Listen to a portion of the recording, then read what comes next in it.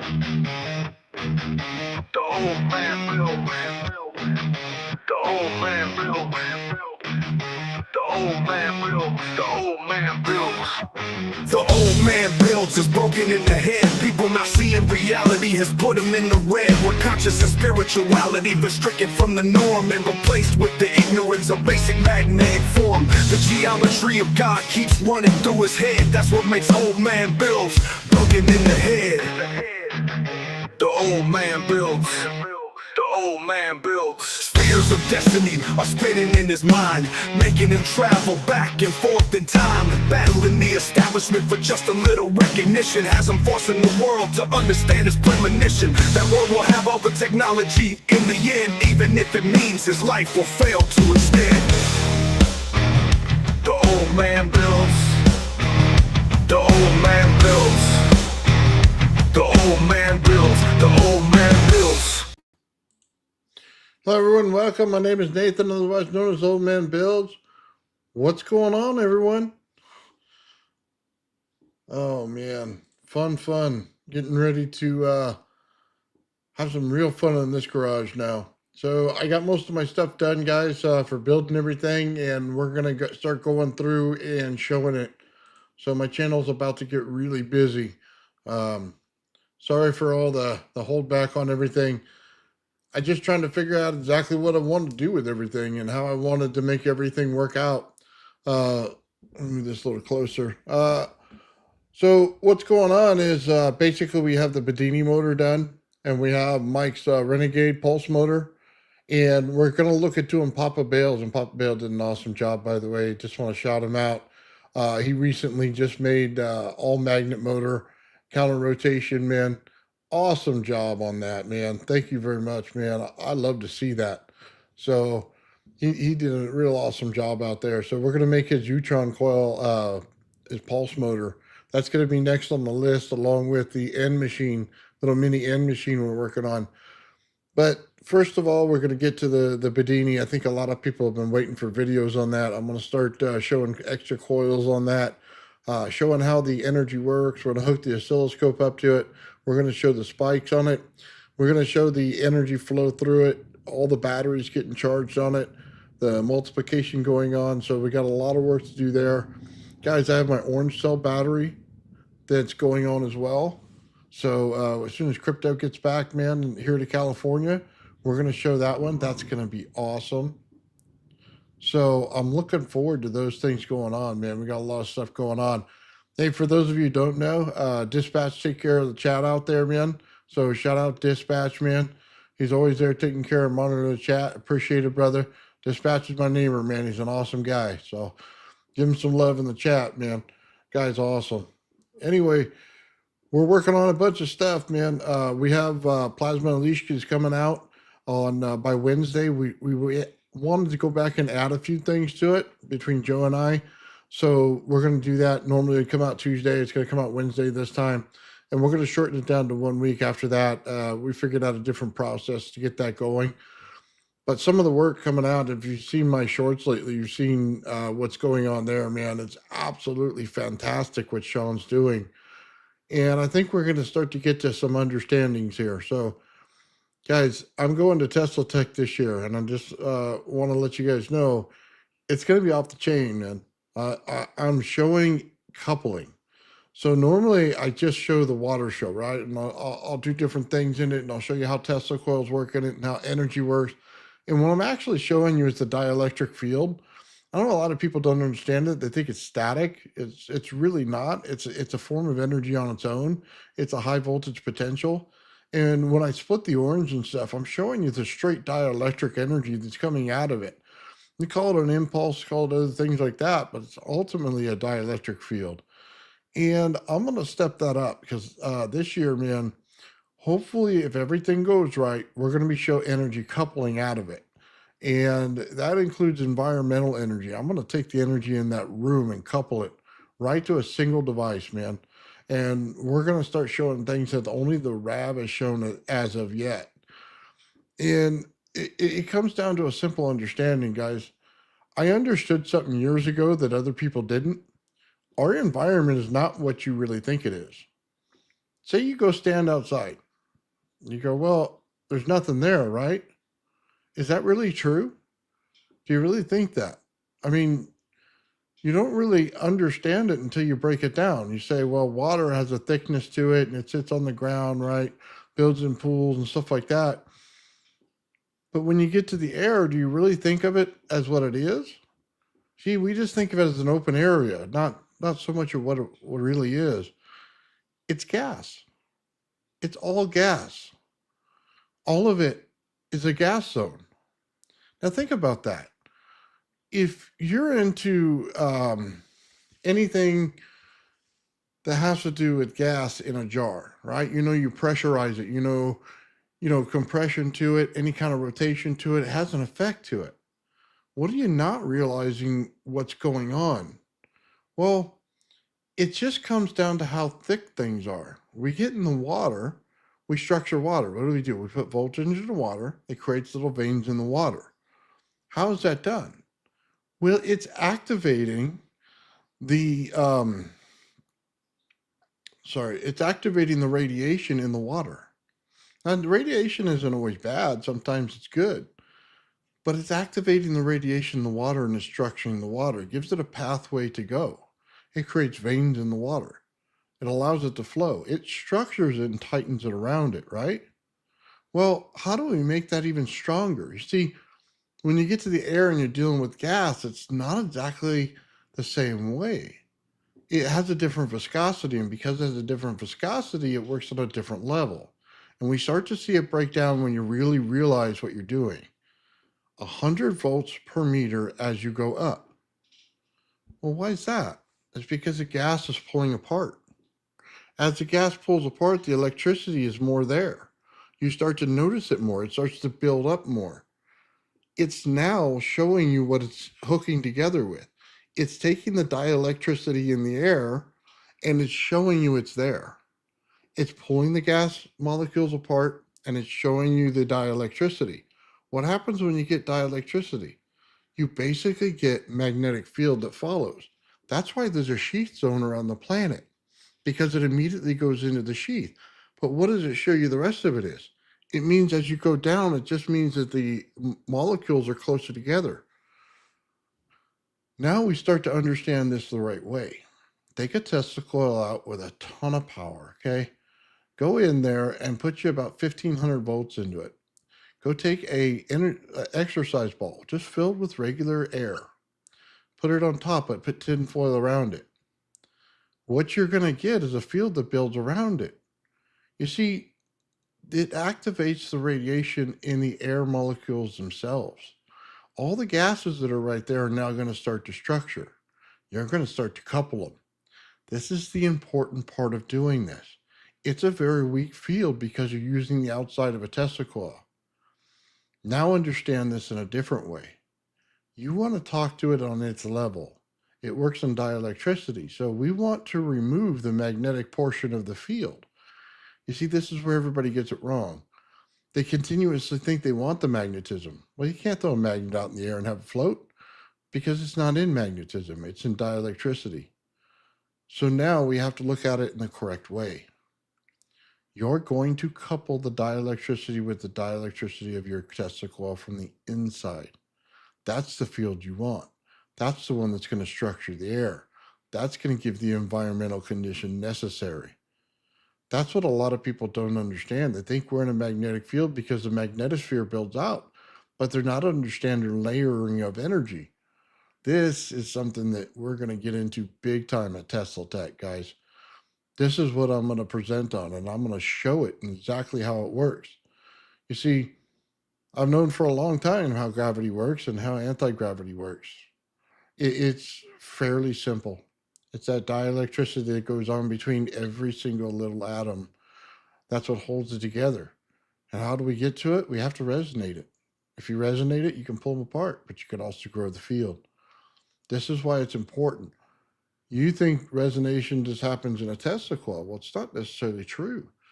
It happens in fields of energy. So as you rotate one thing one way, you rotate it another way, and rotate it another way. Now you start to understand what you're doing. You're going to couple those three fields together. You're going to do it in resonance. You're going to develop beat frequencies between it. And you're going to find the zone you need. This only happens in very small amounts of energy. And you got to understand the difference. This isn't a brute force attack. Brute force attack is, do I have 1,000,000 volts? Do I have 1,000,000 amps? That's a brute force attack. That's not what we want here. We want a low amount of energy, one that'll couple with it, not overpower it. We want to grab it. You think you go outside, you say, there's not a lot of energy out there. It doesn't feel like voltage is everywhere. Well, that's because dielectricity is not static electricity. Static electricity requires a component of like rubbing your feet against the ground, like your socks to the carpet. You have to do that in order to get static electricity. It's a charged state on top of your dielectricity. It is not dielectricity itself. This is very important, okay? So what do we want to do? We want to meet the field at its level. What will it give us? Well, when you couple fields, the energy amount increases. Why? Because you remove the resistance in the field. Now you get all the energy you want. You see, that's the trick. If you overpower it, you'll miss the correct zone. If you put it at the right zone the first time, then it'll couple with it and it'll start to build a condition. Let me give you a perfect example of how this works. If you simply go out and blow a bubble, go out there with your kids, take a little bubble and blow them, okay? Couple things you're going to notice, and this is a great advantage of seeing it. You're going to see it grows a prism around it. It's going to show light reflecting everywhere. If the bubble is the correct size, you're going to get something special. It's that bubble that lifts in the air. You're going to see on one side a blue light. You're going to see on the other side a red light. What exactly is that? Well, they blink back and forth. What you have in there is resonance that was created in there because the light itself has a frequency. And when it matches the other frequency, you get a beat frequency in between them. You're getting the work done. It's automatically oscillating for you. When it has that, it builds extra energy. When you have extra energy, it floats up. There's not a lot of energy in there, guys. It's being produced by the sunlight coming in. Just understand what that means. It's simple. It's small. It doesn't have a ton of energy put to it, yet it's coupling with the atmosphere perfectly. There's a big difference in that than trying to brute force something off the ground. If we put 2,000,000 volts into it, you're dead. If we put 2,000,000 amps into it, you're dead. Why do I always bring up the comparison of water? Because once you understand gas is the same thing, that it's just simply a different molecule, or it's a lightening of it, it's a version of it that's not compressed enough. Therefore, you understand why you can work in this thing very easily. It's easy to structure the gas. Jupiter does it all the time. Its whole planet's made of it. It may have a plasma core, but it structures gas around it. And its gravity is awesome. Why would that be something we needed to know here? Because we're going to structure gas the same way. We're going to work with the environment, not against it. We're going to move within the environment. We're going to act like a bubble in water floating to the surface, but we're going to do it in gas instead. You see, I didn't forget what was going on in the atmosphere. I knew there was voltage there. I also knew there was a gas layer there. And I knew exactly how gas broke down. Every, 100 volts per meter, as you go up, it starts to pull the gas apart and pull the dielectricity to the surface. We look at its high voltage potential. Tesla had another name for it. It's all the same thing, guys. It's the other side of the scale. We always look at magnetism. We never look at the right part of the scale. You see, this is why we need to understand this differently. Our environment is not empty and nothingness. It's gas. We are in a pressurized snow globe bubble. That's just the way it is. And when we see that and we recognize what it is, then we can work within it. the failure to do so means you fail. Why doesn't it work to put a ton of energy into something and you just fry it to death? Because it's in the wrong field.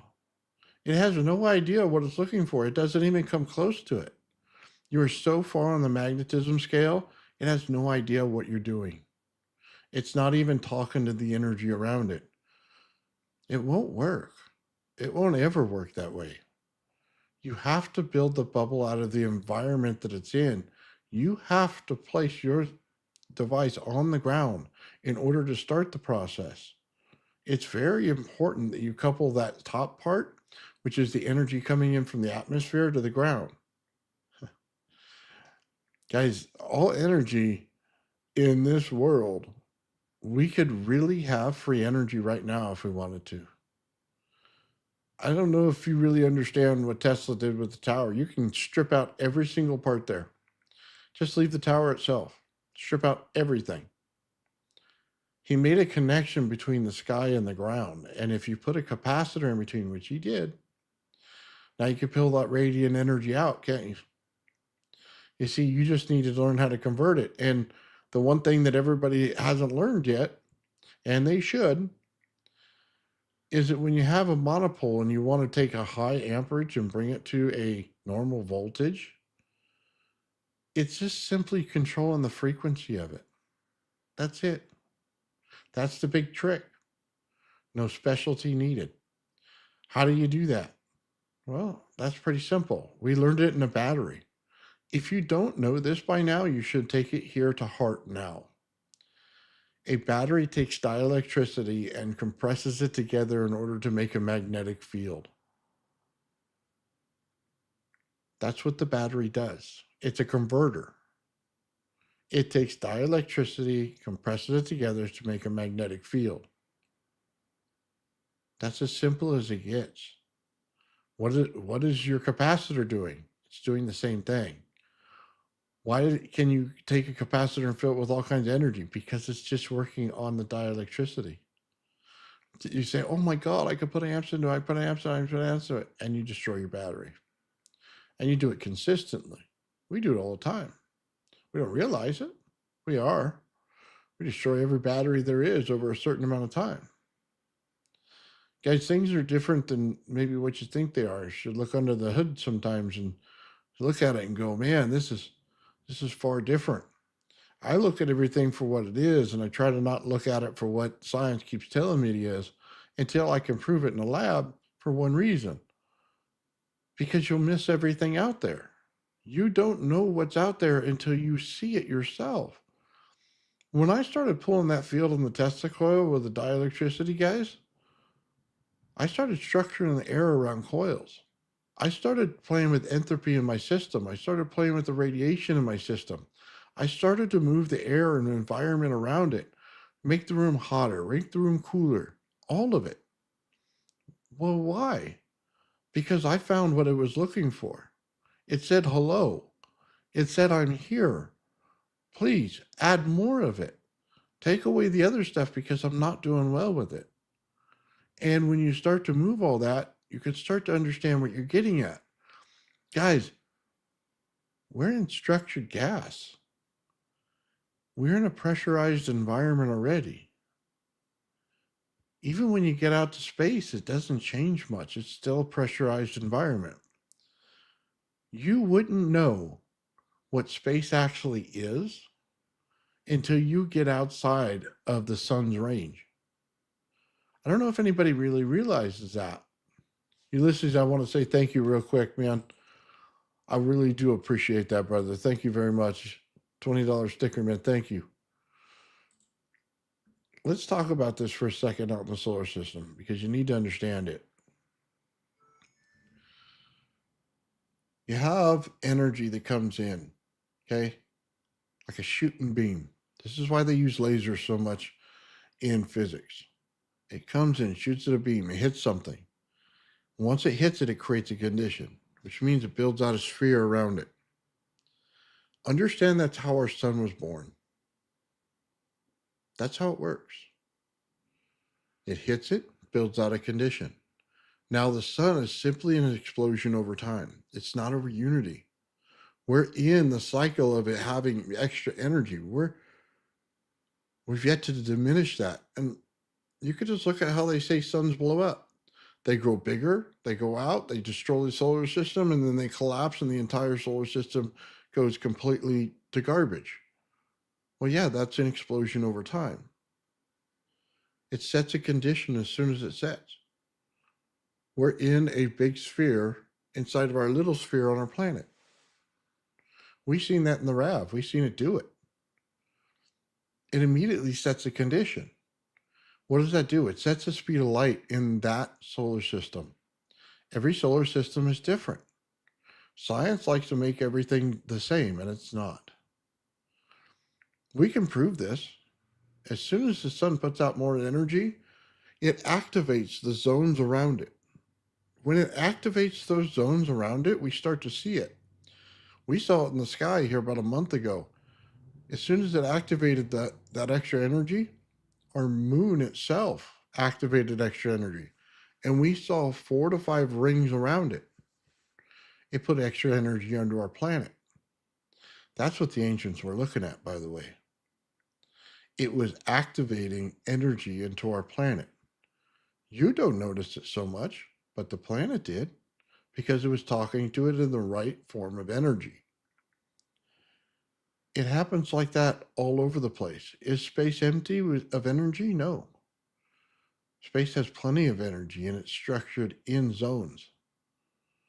All over the solar system, it's 100%. That's the way it works. All of us are tied into the sun, every single planet. Its energy provides energy everywhere, regardless of how the sun puts out heat. Just understand that space is cold. The sun is hot, cold space, than a planet. We're not working on the sun's heat. We're working on the energy that comes off the sun. Let's get back to our planet, though. We should realize how everything works together. We build zones. We build zones outside the planet. Okay? Right outside of it is layers. We have layers right outside, and it continues to hold what? Radiation. Why? Because the gas is dissipated at that point. What's left in energy? Radiation. Entropy. We have systems out there. Energy told you was built of more than volts and amps. We're not listening. Volts, amps, radiation, entropy are all part of energy itself. We need to listen to that. You see, Maxwell didn't add everything into his equations because they didn't understand that. If you understand that, then you understand why it's working that way. They show up as a 0.0001% until you activate them. And then they start to overtake things. You see, it's just a simple scale. This one's high right now, then this one's low. Then this one over here is a medium, and this one over here is down here. Then we start to shift, and then they all change different values. That's how it works, guys. That's how energy works all the time. You say, well, in low voltage, we don't see any radiation. Well, that's not true. Put it in water. Radiation couples the water, and it allows it to flow in certain areas. That's what you're not seeing. It's always there. You just don't always activate it because you didn't put the compression on it. Tesla coil, you say, well, there's not a lot of radiation coming out of Tesla coil. Compress it. Put it into a glass tube, okay? And compress it in there. You get x-rays out of it. You go, well, x-rays are radiation. I go, well, I know that. Because I activated the energy from the Tesla coil as radiation because it was always there. You see, when we get to Tesla Tech, guys, all this is going to come out. I'm just going to share what anti-gravity really is and say what it's not and what are actual environmental conditions going on. I've known it for a long time, okay? I've worked on that gravity flyer forever. I know what's going on. I know what it did, when it did it, and how it did it. This thing that we live in is a misunderstanding. They keep contributing things that don't belong, or they don't see that gravity's emergent. And let me just tell you that right now. When we see the RAV, I need you to understand something. You see those little dots that show up in there, and they're in a pattern. And then there's another circular pattern that builds up inside of it. Okay. And you have one center dot. That's exactly how an atom builds out. That's why the RAV is so important.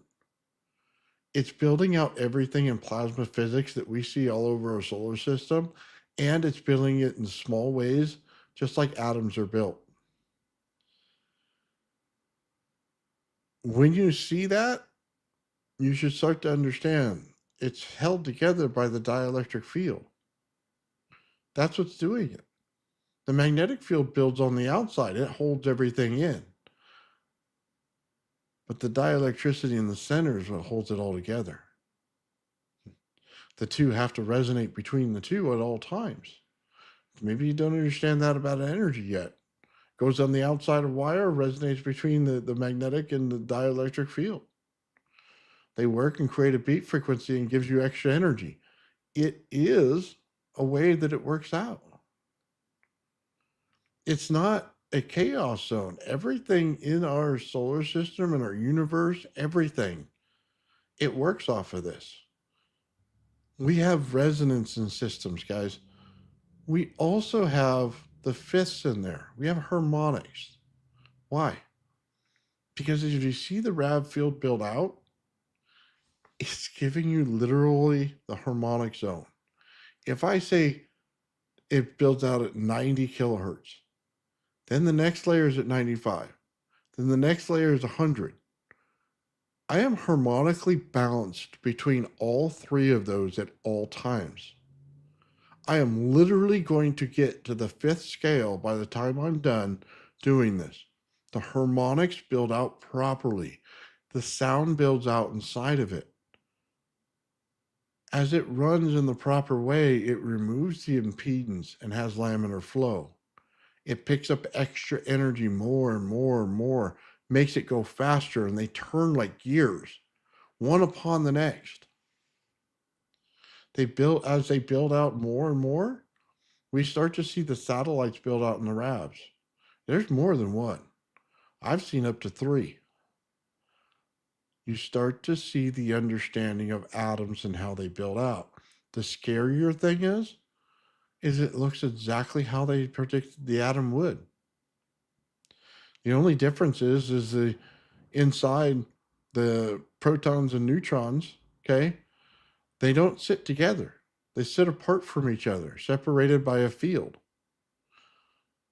That's the difference.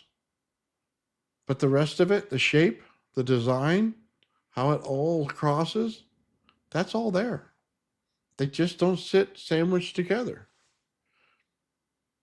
Pretty interesting, all the zoning's there. But the satellite builds out as your electron. Well, what is a ball of plasma on the end of a field that builds out on a layer that comes out like this? Well, and it builds like this. Well, it ties a knot in an electron. That's exactly what it is. And it shows you in the RAV. Every time you have a satellite, you have an electron.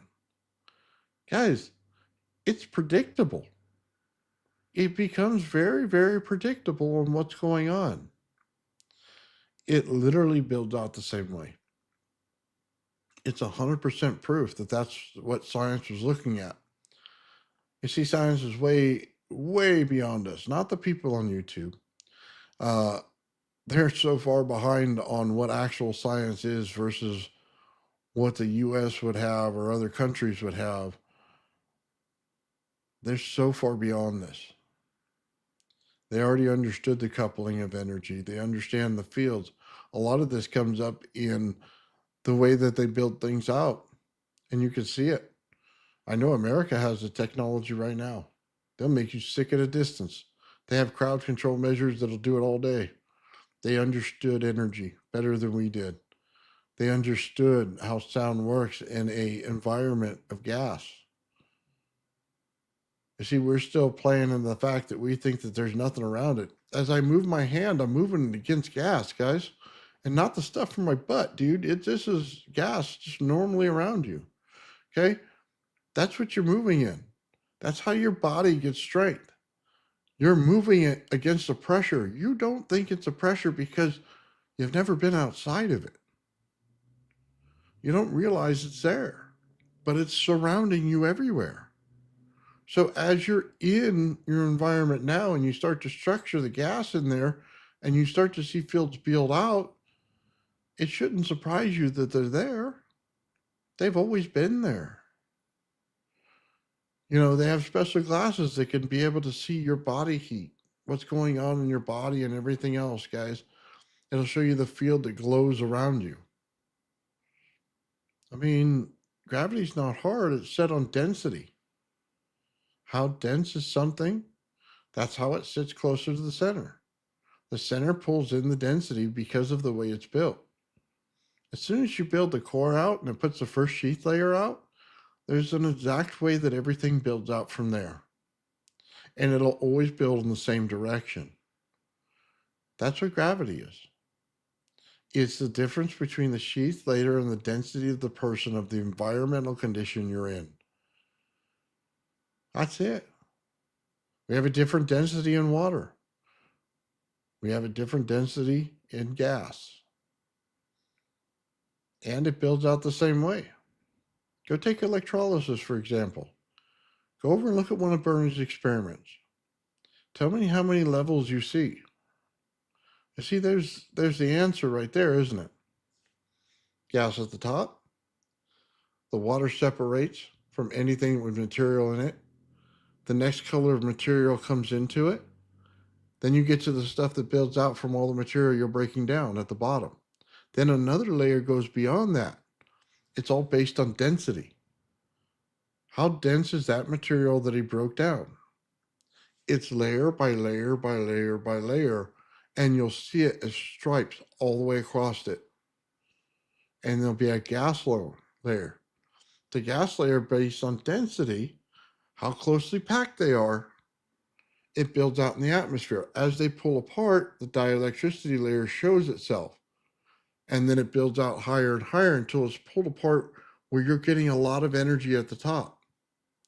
It's predictable. It's 100% predictable to see it. Once you see it, you can't unsee it. So what happens is you have a compressive zone that's rotating. What happens to things in rotation? Everything sticks to it. Then the second layer builds out on top of it. And it holds the outer layer. Spin a ball in water. The outer layer will grow a shell. It's invisible for you to see, but it's structured the gas so that water can stay on the outside. But on the inside, it's compressing the energy inside. Based on the density, it'll start doing it towards the center. Energy always builds out on the outside of rotation. Take a skateboard wheel. Go over and take it to a water jet. Spin it. The whole thing on the outside, the energy level increases in giant magnitudes until this thing just expands and rips from it. That tells you where the energy's at. It means that it broke that gas and it allowed the dielectricity to build up on the outside of it. And when it did, all the energy was on the outside now, sitting in that layer. It gets to a sheath layer after that, okay? It builds in the magnetic portion of it. Because anytime you take dielectricity and rotate it, you get magnetism. That's why you get that sheath layer. It builds out in our planet the same way. We're based on rotation of the planet. That's why they say it's mass. It's not mass, it's the rotational value. It's how fast that the plasma core is spinning. And yes, I said plasma core. You say, well, they say it's nickel iron, Nathan. Well, I'm aware of what they say, but I also understand how sheath zones build out. And when you build out those kind of energy in plasma, and then it comes out to that outer layer and you build a sheath layer, anything on the outside will melt and harden. It'll act as a core. Empty on the inside, okay? It'd be a sphere in itself. And it'll just be nickel iron on the outside, but inside you got rotating plasma. That's what's at the core of your planet, rotating plasma. We see light to plasma conversion in the RAV. It's there.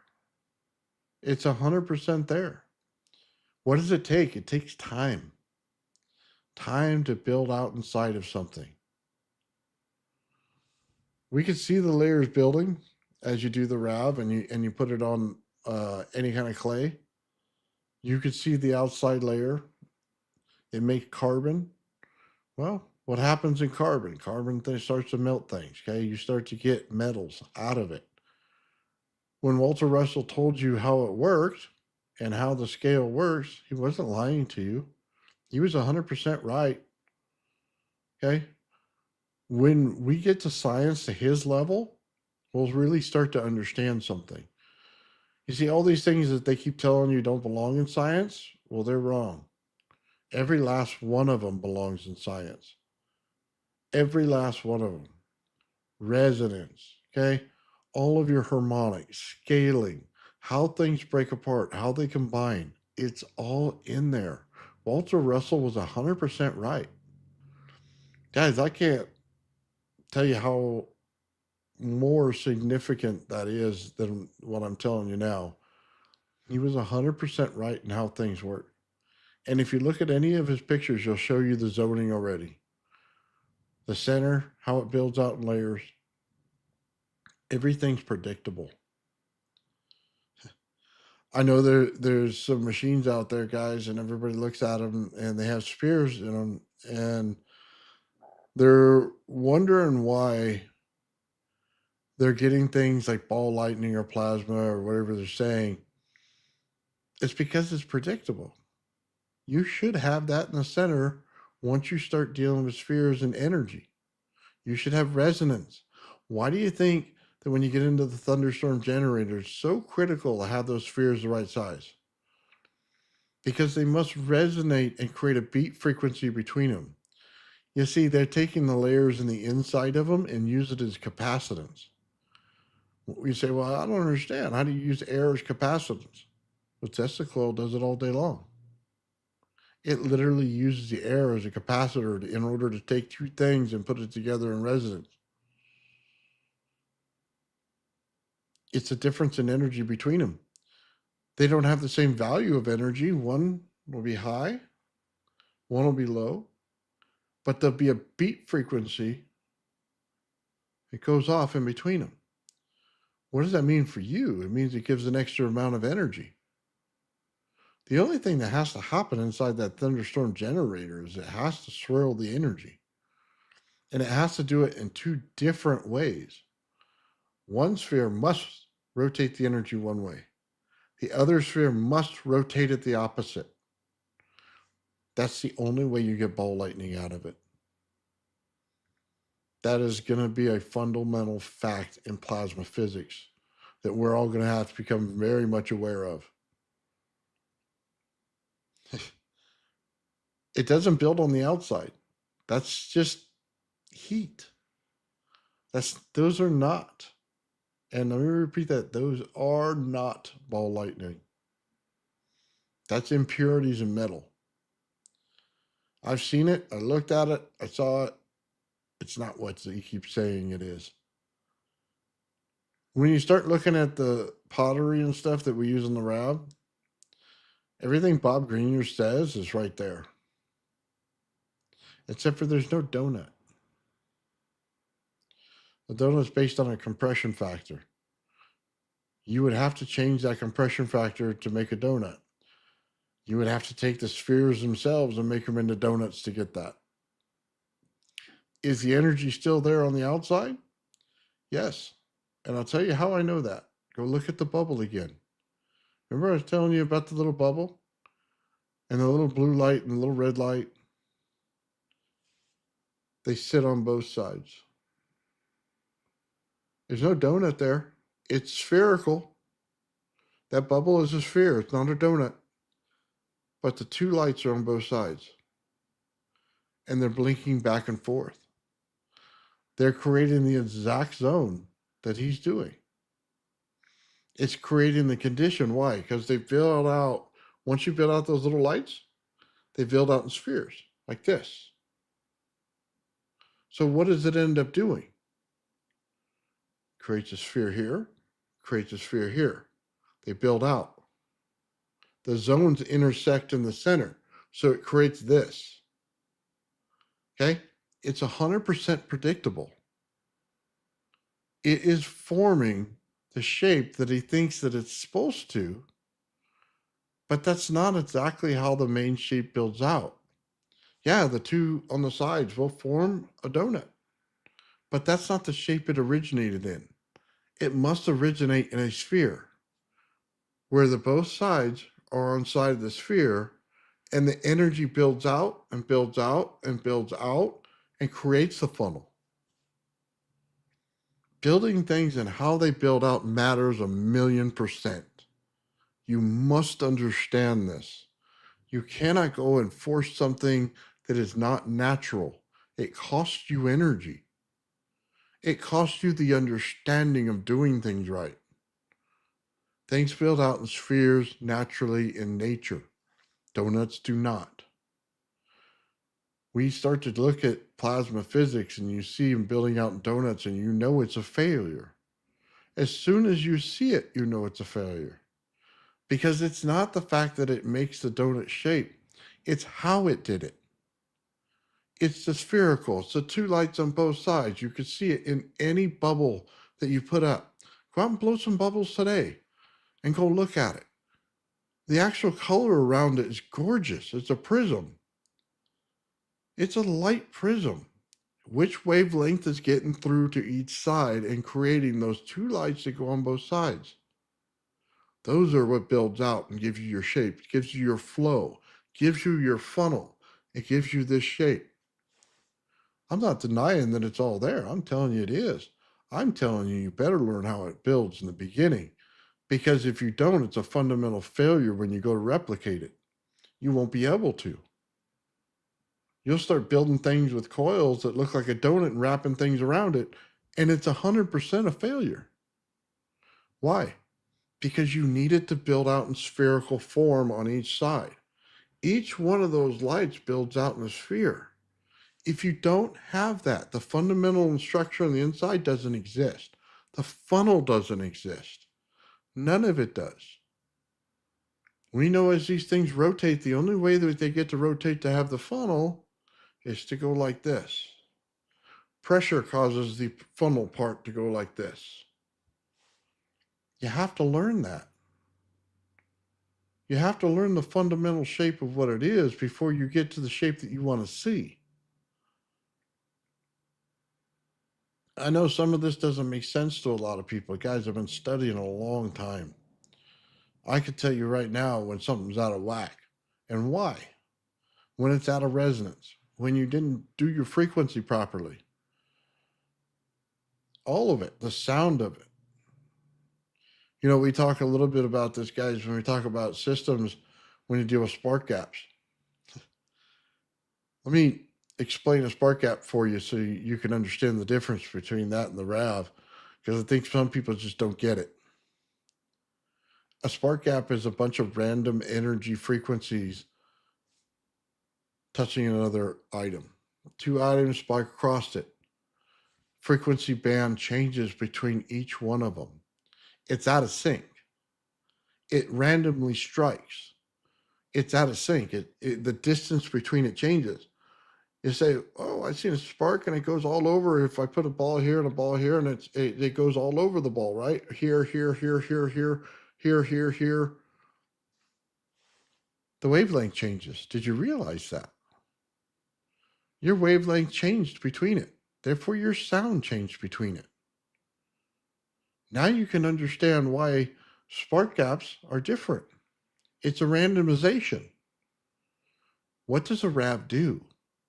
It takes that random pattern and it spins it in zones. 90 kilohertz, 95 kilohertz, 100 kilohertz. What does that do to your system?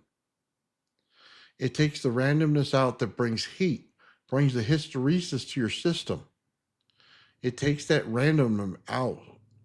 It is now a coherent structure that now has the frequency structured properly. It forms that plasma ball. Okay? Now the rest of your system runs at room temperature. Why? Because the randomness is gone. The frequency spikes are gone. It is now coherent. It will now run properly. It is now smoothed out, all the signals and all of it. It's like my Slayer exciter circuit. It tries to resonate with anything close to it. Why is that important? Because the RAV does the exact same thing. It tries to resonate with everything in the circuit. It takes an evaluation of what's in the circuit. It comes back to the RAV and it creates resonance in zones. 1, 2, 3, just like that. Now all the energy problems you're having, all the heat in your system is gone. It now runs smoothly. What happens when you get something 90% efficient or higher? You think it picks up energy and goes way over unity, right? It hadn't even gotten to that point. You're just running it cleanly. You remove the impedance out of your system. Now you can do proper accounting of what the energy is. Now you have something. Before you had a random mess. This is the difference between knowing it and not knowing it. Did you create that energy sphere as a RAV, or did you have a spark gap? A spark gap is completely random. That's why when somebody says, oh, you got a nice spark gap there, I just look at them like you don't know what the hell you're talking about. You have no freaking clue what we're doing. That's a fact. You're not understanding energy on its level. Take high voltage. The color will change as you change the distance between 2 points. Every time. You say, well, it's always purple. No, it's not. It goes to yellow. It goes to white. There's a whole color spectrum in high voltage itself because you're changing the gap distance. You're changing your wavelength. As soon as you change that, you change the color. You change the frequency, that means the spark gap is random. When you put it in coherence, you put it in the RAV, it starts to rotate it, builds out in zones. It accounts for the randomness inside of those zones and eliminates it. This is the difference between having circuits that work properly and circuits that are overheat on you.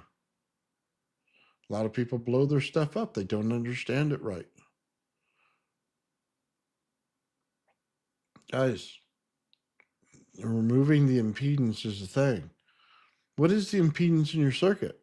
It's the random spikes you didn't think were there. So you added a component. And in electrical theory, it's 100% right component. Okay? You put the diode in the right place. You put the capacitor in the right place.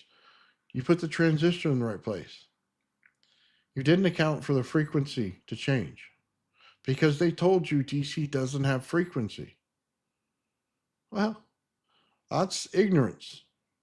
That's ignorance for you. They say, well, what is it then? Well, frequency sets its level. It sets here, right? I go, how do you know that? Well, if I wanted to build that into an AC signal, I'd build another one on top of it. And then I build another one on top of it. I now have an AC signal.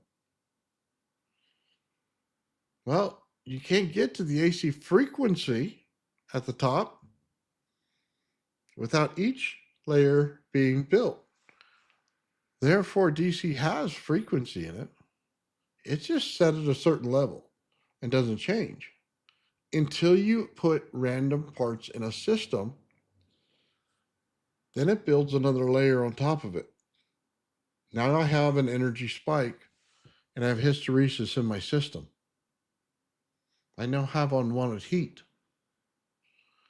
That's a simple electronics thing. Not a lot of people in electronics really understand what that means. They go, I've been an electronics engineer for a long time. Yeah, you follow the textbook and you do it right. I'm not disagreeing with you. What I'm telling you is you're causing unwanted heat in your system and you're not realizing it. I realized it because I had to remove it. I had to figure out why you had random spikes going on everywhere. Here's a test for you. Set up piezos, one after the other. Can you put them in a chain in order to make them move something? You're going to take the pressure in the air and you're going to make it move. Can you do it one to the next to the next? That's your test. Not a lot of people can do it. Why? Because they don't understand when the oscilloscope goes random on you, you had the wrong energy in there. It hit it at the wrong point. Your timing sucks. You go, oh, well, I timed it out to hit at this thing. Well, that's timing for you. That's not timing that it needs. It needs to hit the pressure wave at the same point of the previous pressure wave. What does that mean? The height of the pressure wave keeps moving up. As the next one comes in, it must match it at its level. That pushes it faster. If you don't realize that, your spacing's wrong. You say, well, I put them all an inch apart. It doesn't work at an inch and apart. It works where the pressure is applied. If it builds out here, the next one, you better hit it when it builds out right there. The next one after that's going to grow. You better hit it where it grows. And it'll grow again. You better hit it where it grows. Otherwise, you're just swiping at it. You're throwing random crap at it. You're not even hitting the circle. Okay? You're over there playing darts and rings, and you're not even hitting the ring. Okay? You're just flowing right through it, around it, everywhere. You have no clue where it's at. No clue.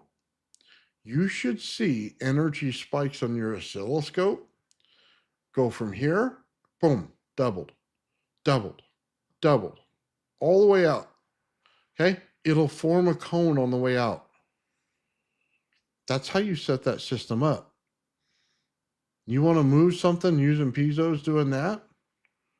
What do they call an EM machine or some kind of whatever the name is? You better learn that. Hit the energy where the energy is, not where it's not. Or else you're just basically farting in the wind. I mean, I hate to say it that way, but it's 100% fact. You need to learn that you're in a gas environment, and in that gas environment, it sets up where everything's structured. It's not random. Things are not random. They structure properly in gas. That's what you're missing. If it was in open environment, if nothing was around it, if there was no gas around it, it'd be different. But that's not the case. There's gas all around it. Therefore, everything is structured. It has a structure to it. There's no randomness to it. It is 100% structured in the environment. I don't know how to make that any clearer to anyone. Anti-gravity is not against gravity. There's two components to anti-gravity, guys. You must structure the bubble. Once you structure the bubble, like any bubble you blow out in the air, it'll just sit there. It's random. It goes all over the place where it wants to go. Why? Because it doesn't care. It doesn't care about the vacuum that we're in. It doesn't care about the environment we're in. It's separated from it. It has its own environment, which is compressed higher than the environment around it. Think about that. Inside of that bubble has more compression in it than the environment around it. A simple little bubble for a kid's toy. It has more pressure in it than the environment around it. It has compressed more gas inside of it and the outside environment. Therefore, it's anti-gravitic. You say, well, where does the energy come from? The energy comes from the light itself. The frequency bouncing back and forth between each other. The two colors tells you that there's two different frequencies there. The blue side, the red side, this frequency opposite of each other, creating that pulse. That pulse is propelling that thing up. That's what's going on there. That pulse is propulsion to it because it's in a structured environment. Therefore, it works in a structured way. Not randomness. Not willy-nilly. We're in gas. Once we realize that, we structure things properly in gas. The fields work out perfectly. The math is perfect. It creates a proper environmental condition. You say, well, is there anything over history that shows you the same thing? Yeah. A Viamana. They have two different size pipes. Two of them are this size. 1, 2. The other two are shorter. They cause resonance in pipes. I don't know if a lot of people understand there's resonance in pipes. Once you put energy inside the pipe, you create a resonance in that pipe. You have two different ones. They have a beat frequency between them. The pulse is your propulsion.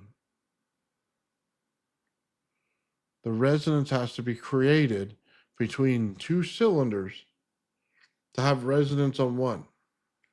The other shorter cylinders have to create a resonance on the other.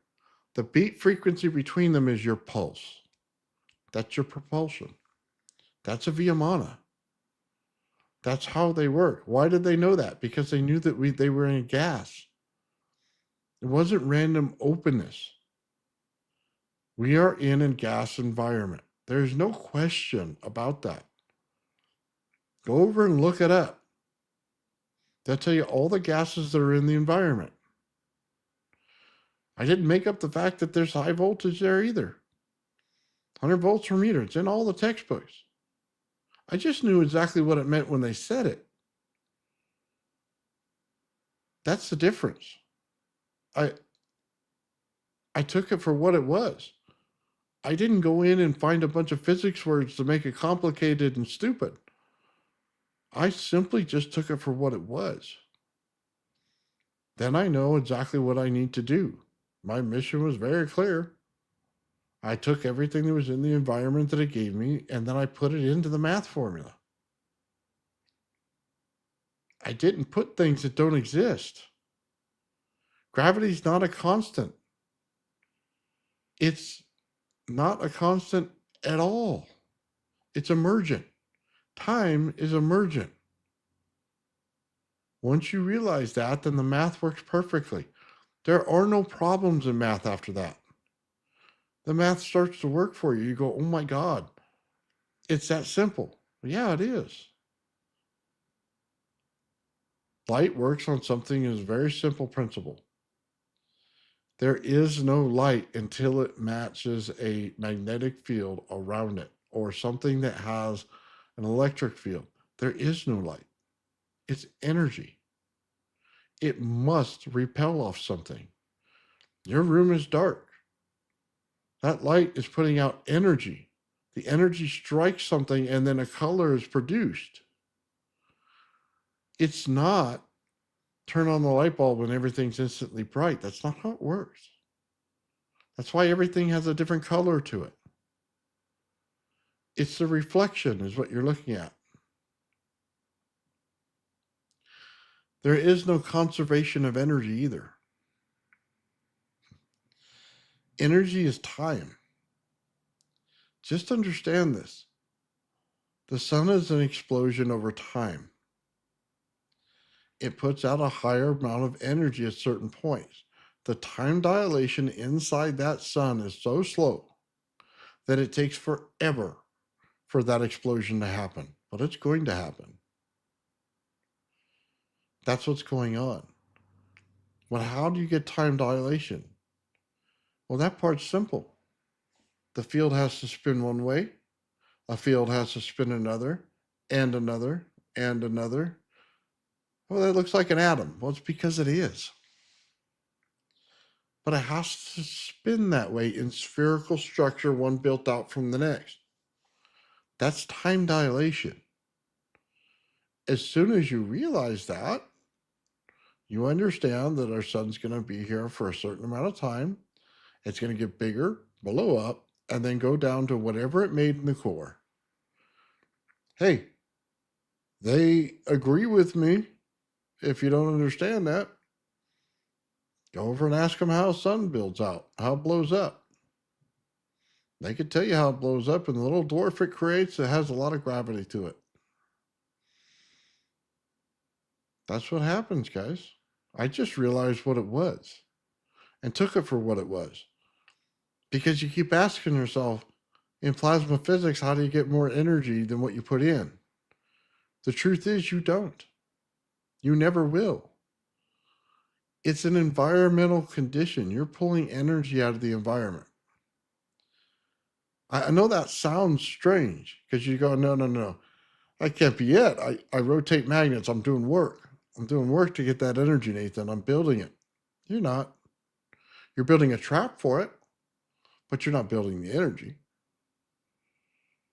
You say, well, how do I know? Because as soon as you build a magnetic field, it puts out a sheath zone outside of it. That's where you're feeling your magnetic field. What is that doing? It's trapping all of the gas inside of it. You now trapped energy inside of it. It now will separate the gas from the energy itself. It'll pull the dielectric from it and put it right into the wire. That's the process that you're doing. You're stripping the energy from the gas. What's holding the gas together? You're doing it by creating a sheath zone outside of it. And then you're building another one and another one. Isn't that funny? It keeps repeating itself, doesn't it? You are stripping the energy from the gas itself. What's holding it together, you're taking. That means you're not creating the energy, you're pulling in the energy. You're trapping it. You're stealing it.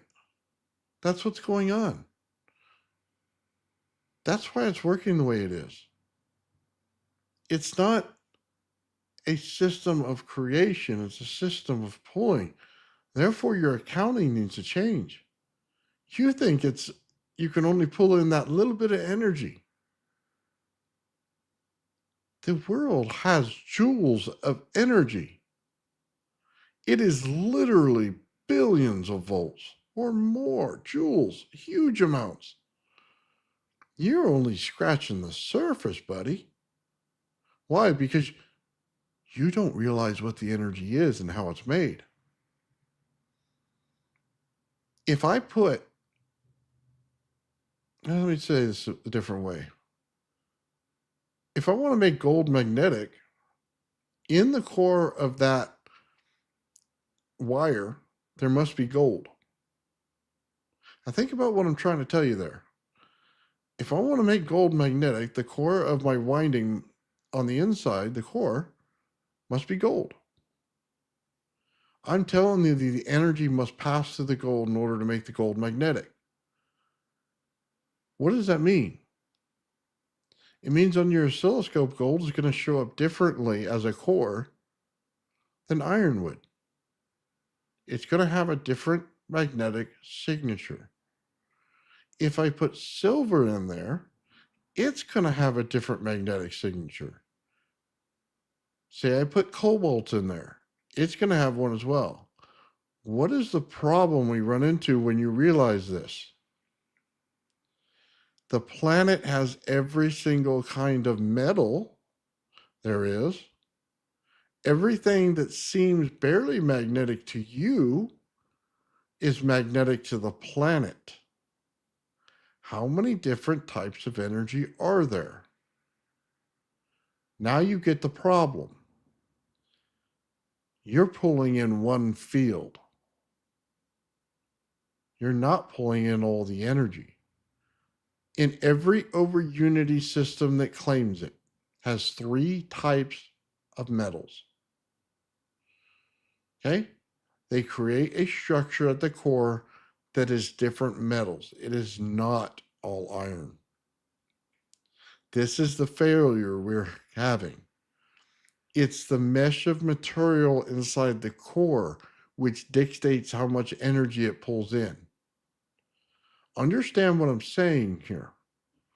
In order to build the fields that would go within gravity, you must now create all of the energy fields that go on inside the Earth. That doesn't work. Is it possible? Yes. Will you achieve it? No. So what does mess with gravity? It's the factors that created it. Resonance, frequency. Frequency on its own wouldn't do it. Or else you could turn on your AM radio and be flying in the air with it, right? Hey, we ain't Mary Poppins here, are we? We're not going to turn on a radio, open our umbrella, and start flying. Frequency alone can't do it. It must be in resonance.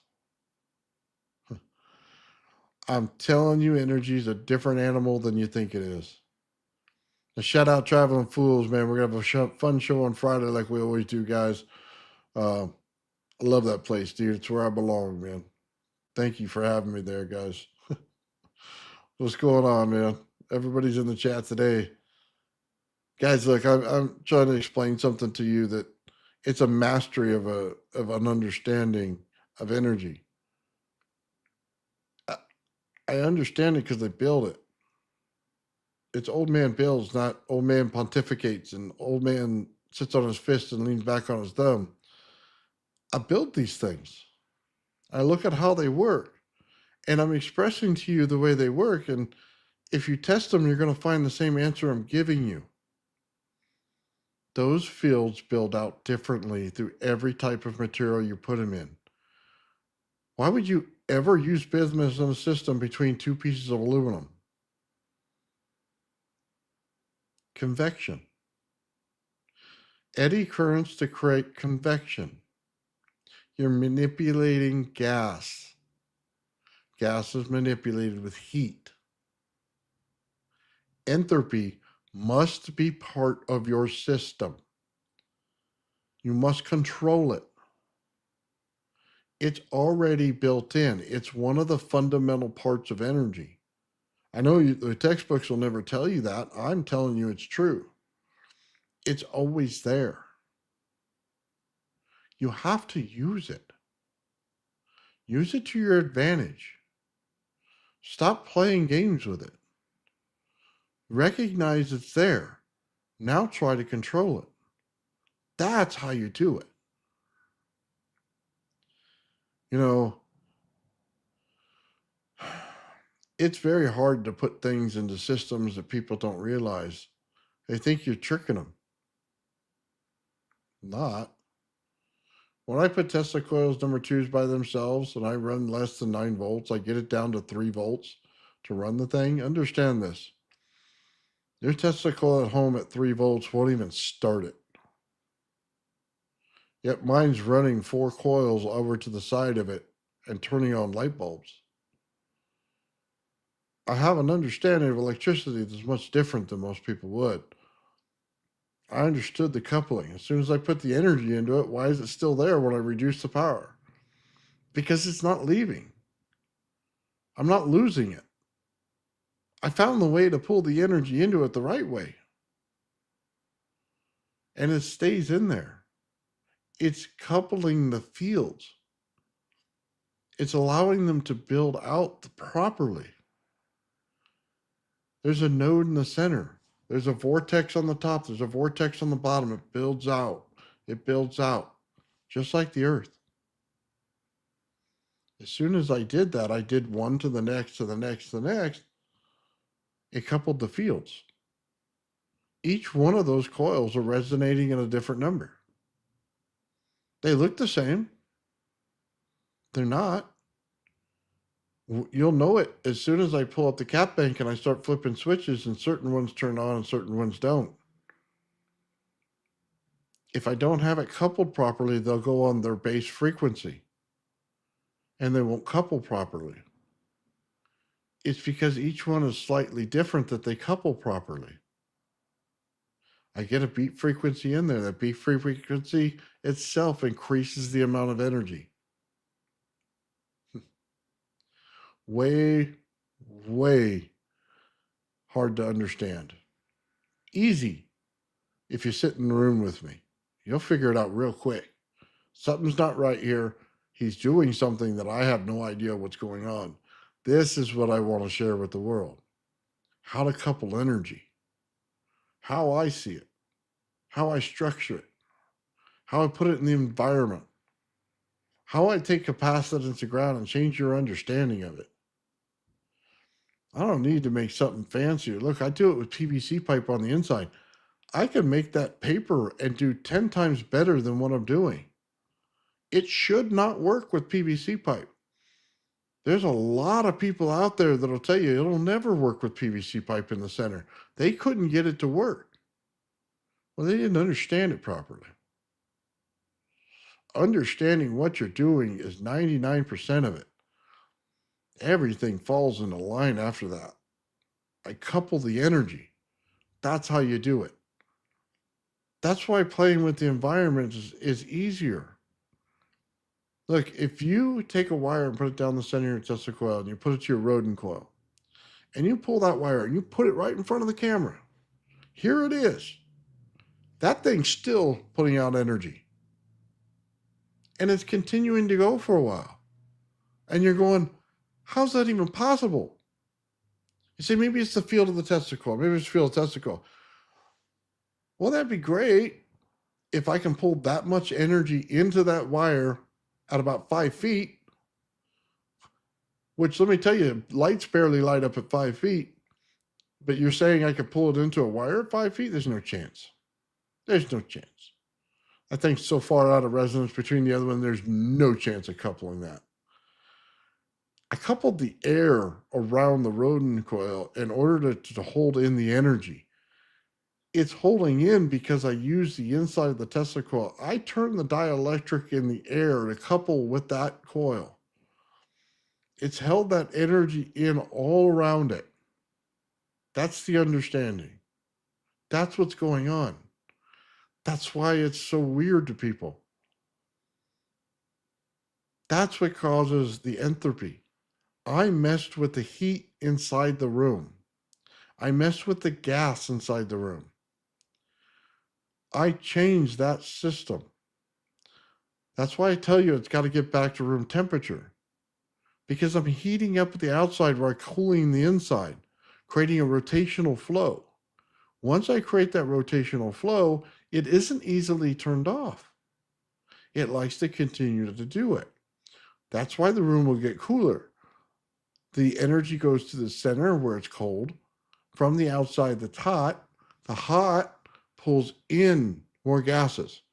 Think of it that way. The heat pulls in the gases from the other thing. Therefore, I get more energy. More energy goes into the center, which is cooler. Okay?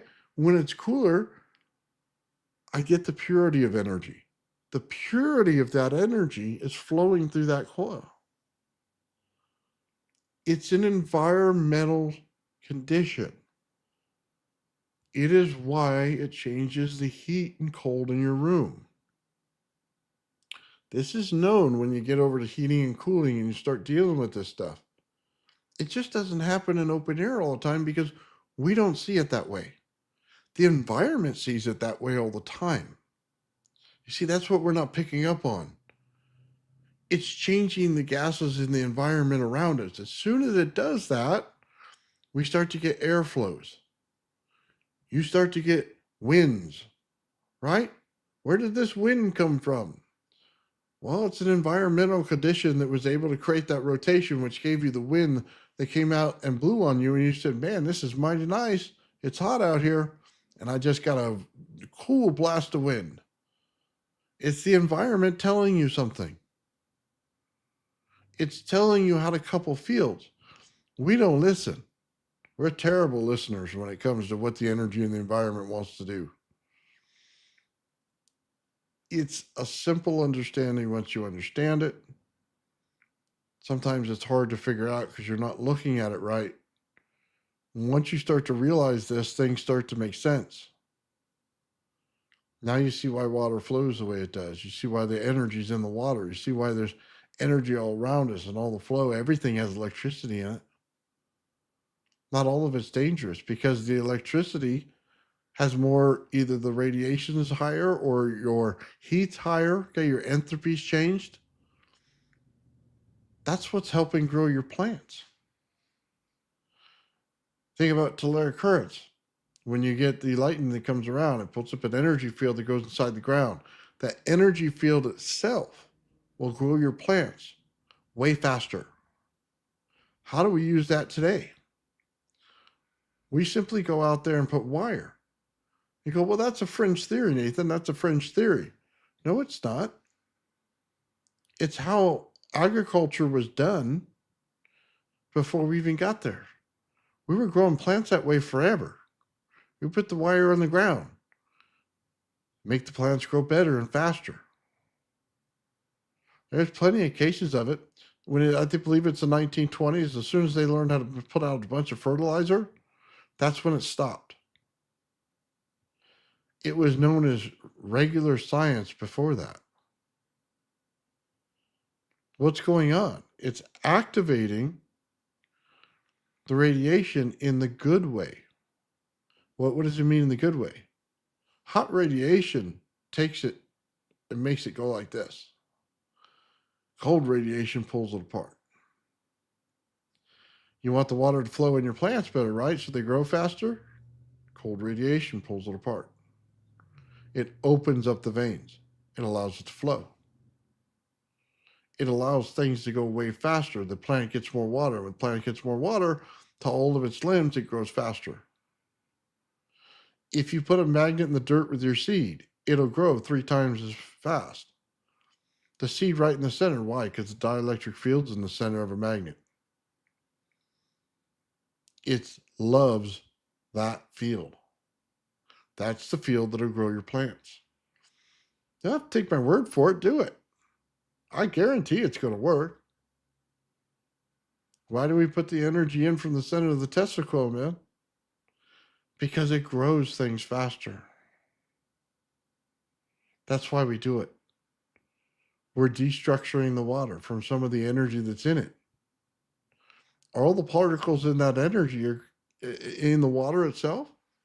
It's where the energy is. It's being activated. You're now changing that. What are you going to start to see? The actual plants themselves will mutate. You'll start seeing protein spikes you didn't see before because they were dormant. Now they'll be able to pull out those protein spikes. That's why when you get to the blue lotus in Egyptian history, it'll have a different protein spike than it does today. That energy was available to them because they used telluric currents right there at the Great Pyramid. Great Pyramid is just a capacitor, guys. If you really want to break it down to what's in there, if you add water to it, it becomes a capacitor to the atmosphere. If you hit it with lightning, it becomes a very charged capacitor. Okay? But it'll become a normal capacitor every day. Why do they have a little outside piece around the whole Great Pyramid? Because there's water in there. Water goes up through everything in there and now activate it closer to the top where the energy is in the environment. It's a capacitor. I could build one and show it as a fact. It is a capacitor. It's doing the same job that the Tesla Tower was invented to do, Wardenclyffe. Remove all the garbage you've ever heard about it. And simply ask, what happens when I pull the energy from the atmosphere and the ground, I put them together and pull the dielectric in between them? You pull out energy all day long. You want free energy? That's where it is. It's 100% fact. Absolute fact. Energy is just misunderstood on our planet because we do not understand our environmental condition the way we should. We see it. We write it in books. We're not putting it together. Go out and ask your little AI friend Is there gas in the atmosphere? Sure is. The radiation outside our planet? Sure is. If you compress something in high voltage, does it create radiation? Yes, it does. If we're in a sphere, are we, and it's compressed, are we creating radiation? Yes, we are. Therefore, energy in itself is built with radiation inside of it. It's built with a temperature. It's got entropy. Always, from the beginning. Those two factors that we don't put in energy are always there. They're always there. I'm not telling you anything that's out of school, man. It's always there. It's why we get things wrong. We have bad accounting. We see it and we hear, oh my God, they said it's there, but we're not putting together how it's there. Why is it working the way it is? You guys want to make anti-gravity, it's not that hard. As a matter of fact, it's simple.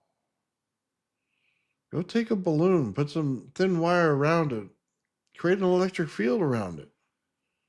I can't remember the inventor that did this. The guy that used a tremendous amount of wire for his coil. I can't remember his name. The blonde-haired guy, redneck.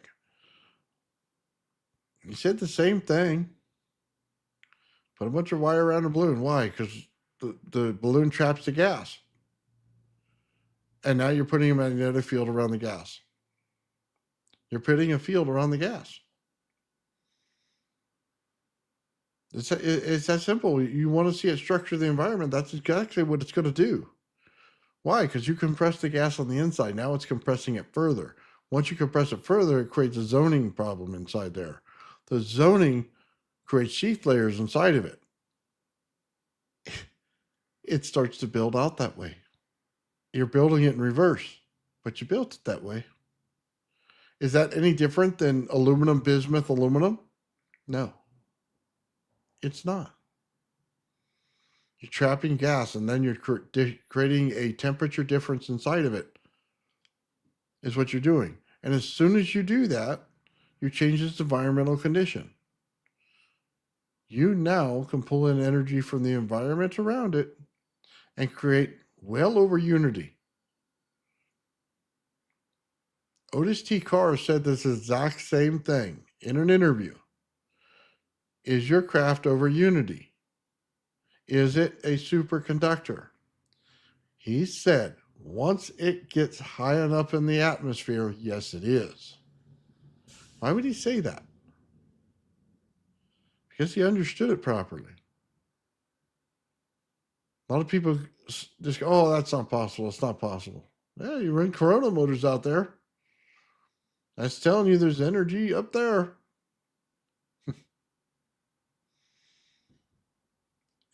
It's an understanding, guys, that we also start to have. We don't live in nothingness. There's not nothingness around us at all times. Okay? Gravity isn't just something that pulls you and you have weight upon you. It's an environmental condition we live in. We live in an area of gas. Pushing my hands back and forth works out my muscles because I'm pushing gas out of the way for my hands to exist in that zone.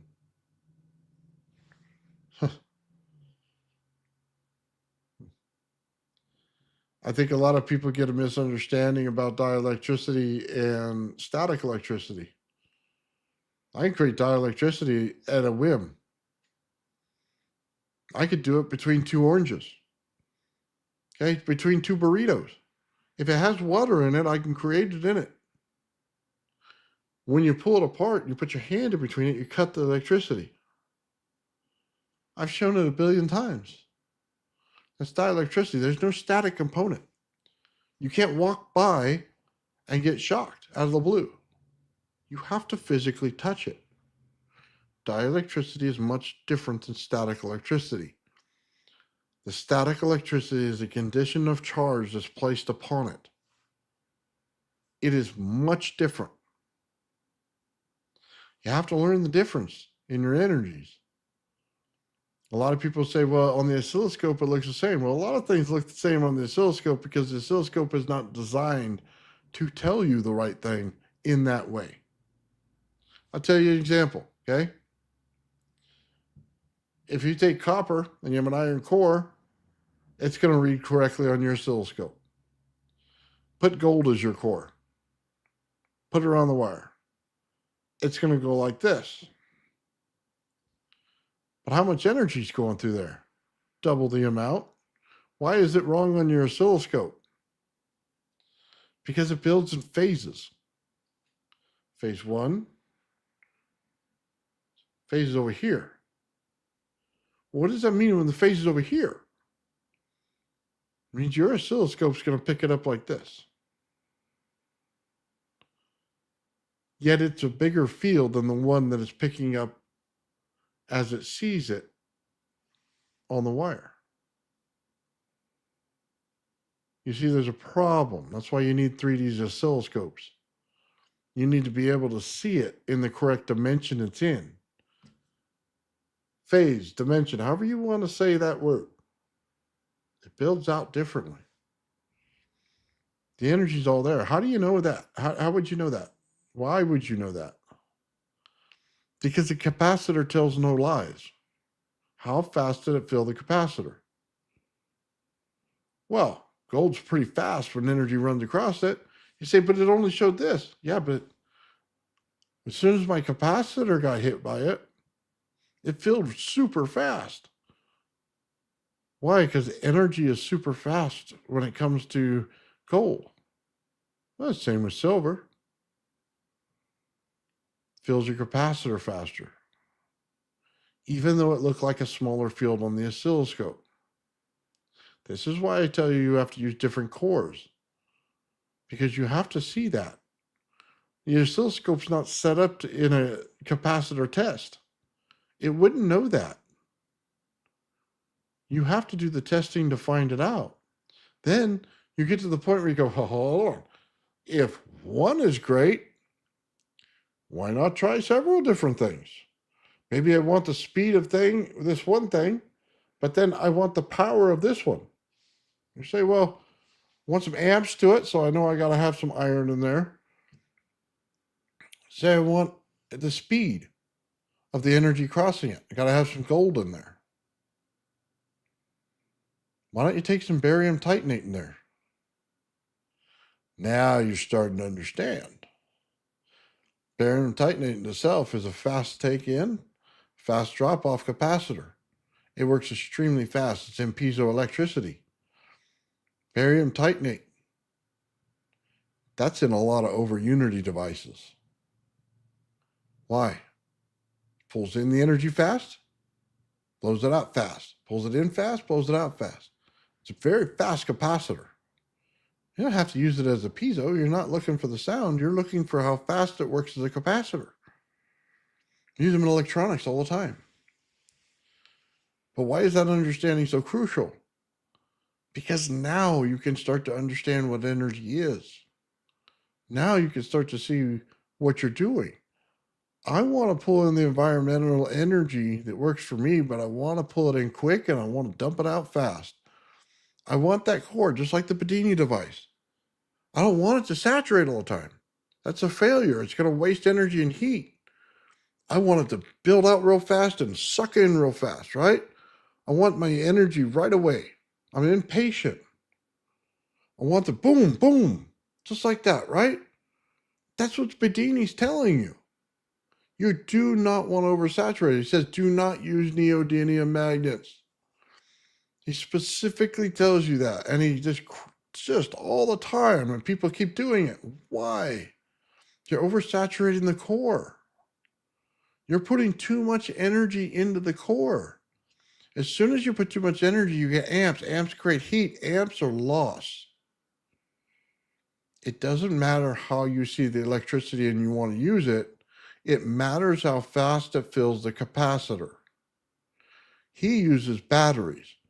What did I tell you about a battery? It's dielectricity in order to create a magnetic field. It's the reason he's doing it.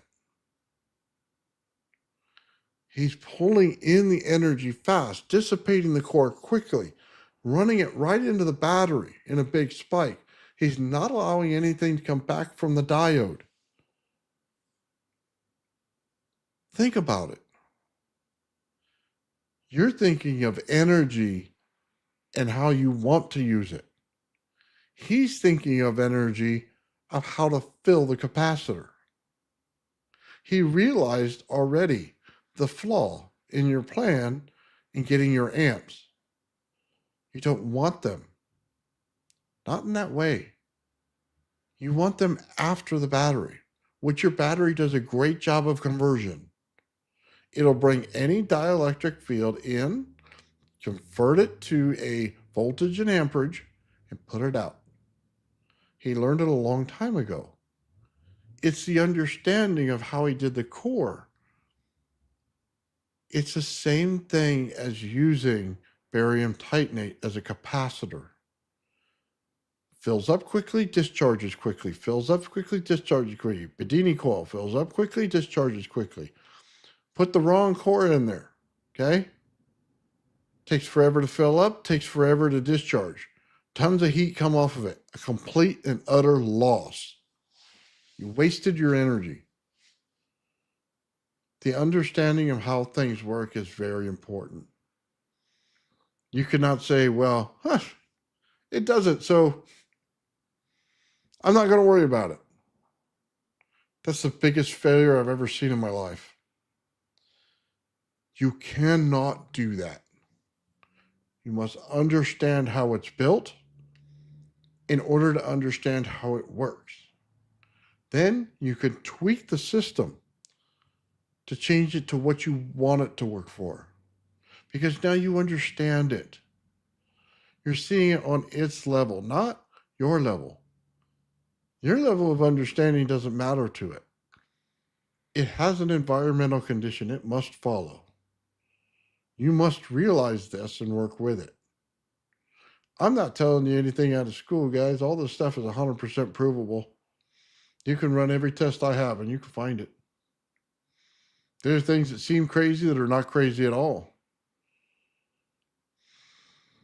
You think that ball lightning might be a crazy thing, right? Okay. Think about what I told you about spherical, how they build out. Understand a condition that the Earth does. If you have a core, even if you say it's a rotating magnet, it builds out in layers and sheath layers, right? Go take a rotating magnet, put a coil next to it, hook up your oscilloscope to it, and you're going to see the energy drop off. It'll get to a distance, drop off. Get to a distance, drop off. Get to a distance, and drop off again. Each one of those drop-off zones is your sheath layer. Now understand your planet is 360 degrees of the same thing.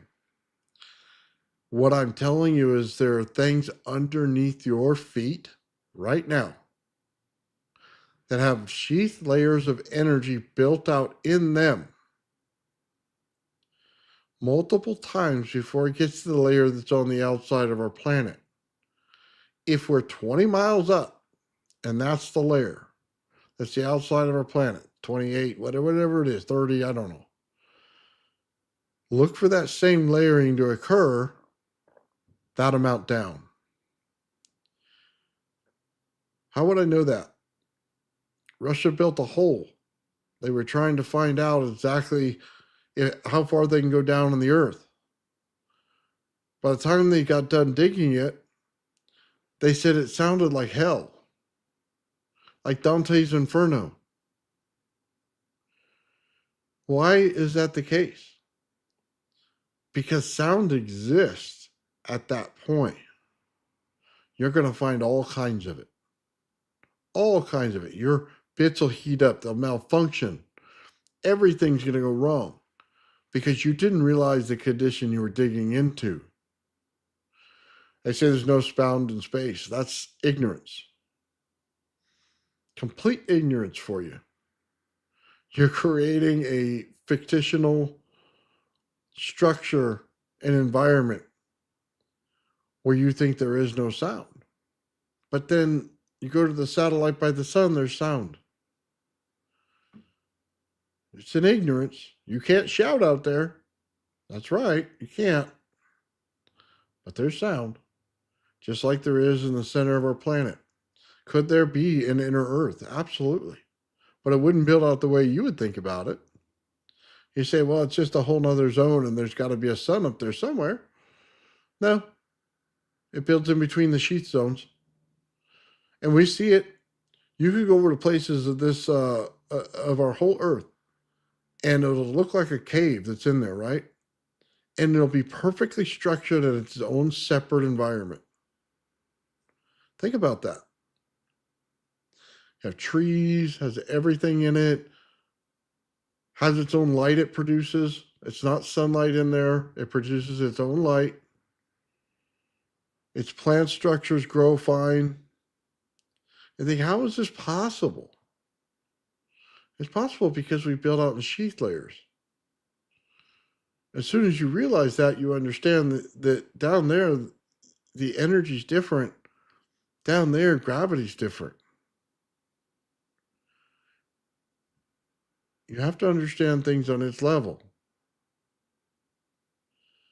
If you understand what's going on, you automatically knew that. If you didn't realize what's going on, well, it's going to be a surprise to you. Ancient people knew this. They knew a lot of things that we don't really know. You know,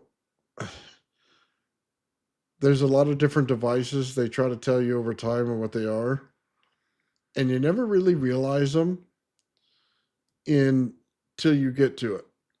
There's a device out there, okay, and I believe it's hexagon on hexagon on hexagon on hexagon, okay, the 5 side, okay, and there's little balls on the end of it, okay, bunch of them. In the inside, it's a prism. For those of you who do not understand this, the reason there's circles on the outside on different sizes is because the inside is a light prism. If you were to construct that, that's exactly how an atom would build out. Think about it. Light is the source of every atom. It builds out as a prism on the inside and builds out the satellites on the outside, creating the perfect structure for everything else to build out all the sheath zones from. They knew it. It wasn't a candle holder, wasn't all those goofy things they say it is. It's a mathematical fact of how it works. Light is in a prism, which creates any spherical form of energy. It is no different than blowing a bubble and looking at it. It's going to work on the same exact principle no matter what.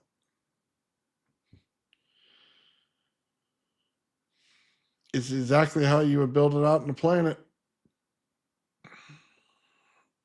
It's exactly why you see it as a figure 8. If one side's red, the other side's blue, all day. All day. It's an energy transfer between the two. It's no such thing as the donut until the environmental condition gives you the bubble. The bubble therefore builds out the donut. If you start out with a donut, you failed. You didn't understand it properly. It builds out in a sphere. From that sphere, you can build your donut. Each one of the spheres is a different color, builds out its zoning and sheath zones. As they cross, you get this.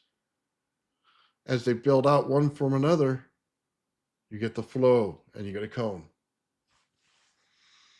God, I hope people can understand that. That's what I'm going to show people at Tesla Tech.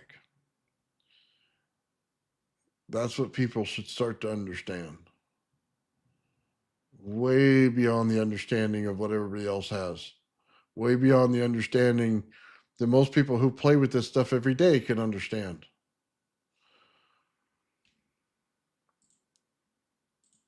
We're literally setting physics on the right path.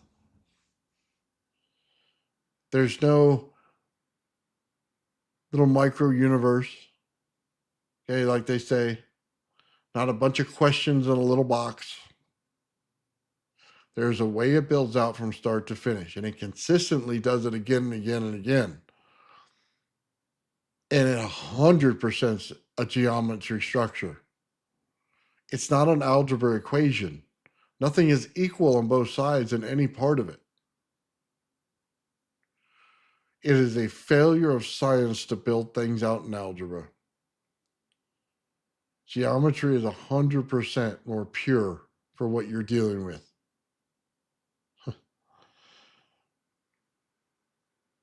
Yeah, you're right, Darren. When you spin the 8, you get the donut.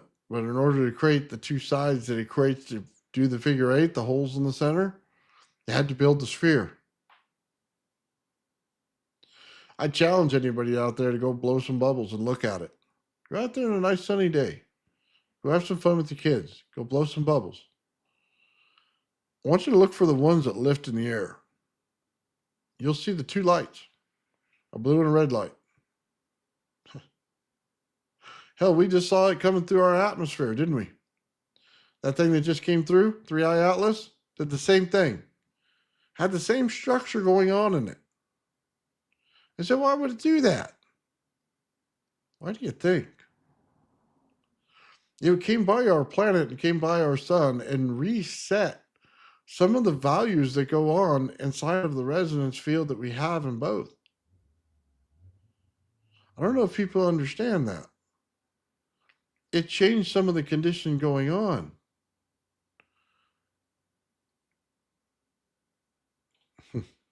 Rodin only had a part right.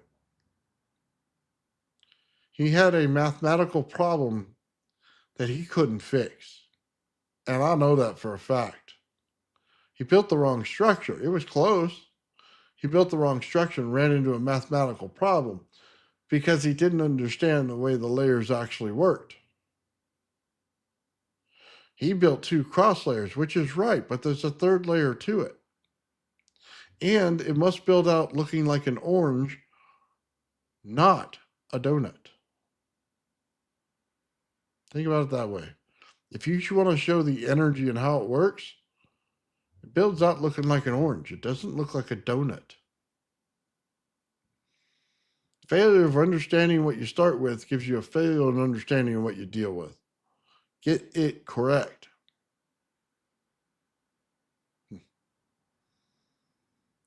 Yeah, early morning old man talks again. All right, I'll shut up. Let's see how you guys are all doing. Sorry, guys. You know what? I'm getting ready for Tesla Tech, and I have to write all this stuff down, and I have to get it correct along with the right math, and that's what I've been doing for a while. And it's exhausting. But if it means you guys get the right information, then that's what it is.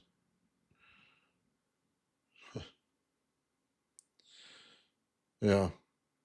God, I hope you guys understood it. It'll completely change physics in the way that we understand it.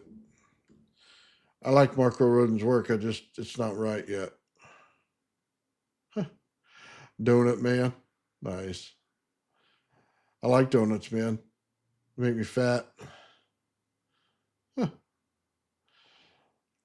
3 is a good number. Well, three is an understanding.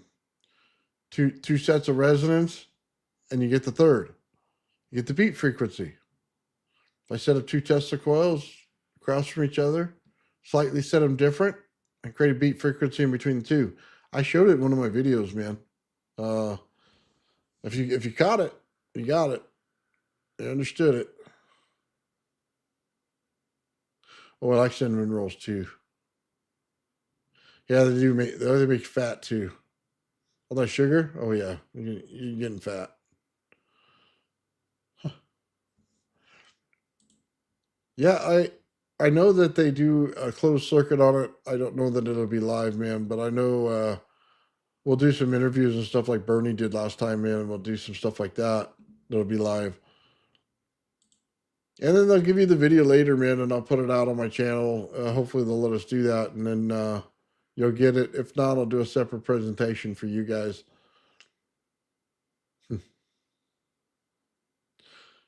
Can I put a rotor around a Tesla coil, a pulse motor? Well,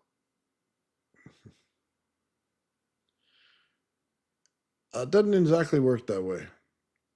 Rotation of a magnetic field is much different than blasting a magnetic field out of the coil itself. It doesn't work the same way. So no, you couldn't do it that way. However, in a setup like Mike's, it may be possible to take that burst of energy that it gives you, that light flashing all the time, and put that in resonance with the other coil. The problem is it's in hertz. Because you can physically see the flash, it's in hertz. If your coil's not in hertz, it won't work.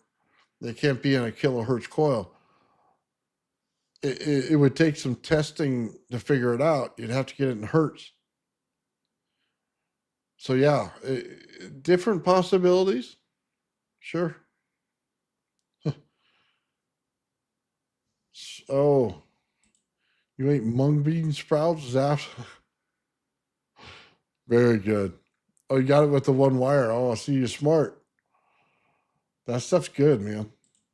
It builds them out fast.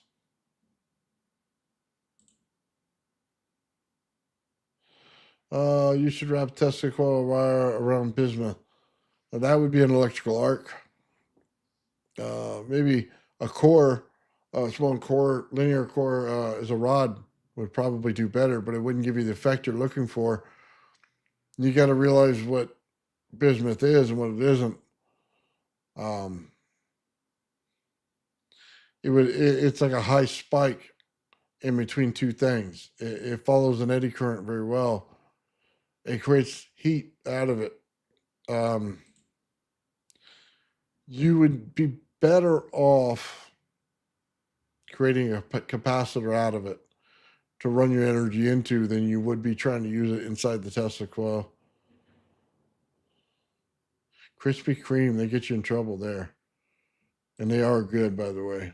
It's not so much the outside, it's the inside dough they use. It's good. EPT Dads has an energy conference this June also with Eric Dollard. Really?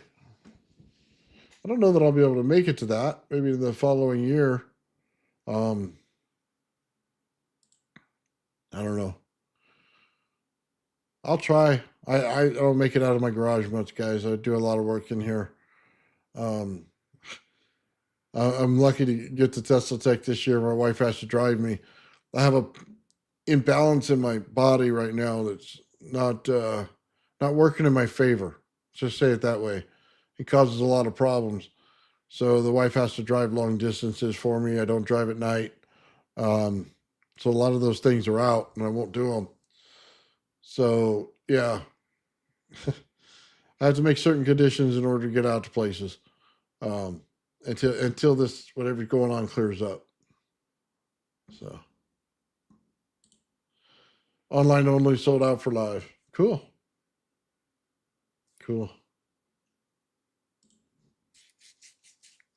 Yeah, once they understand what coupling is, guys, and they start to figure it out, I'll probably be at a lot of UFO conferences and stuff like that, just speaking on it.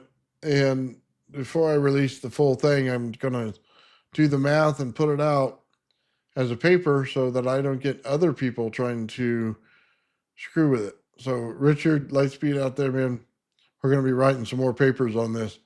But yeah, I just don't want anybody to be able to tell you can't do it. That's it. So it's going to be fun, guys. It's going to be real fun. I'm excited to go this year. I mean, God willing, I'll be able to be healthy to get there. Right on, brother. All set. He's all in. Love it.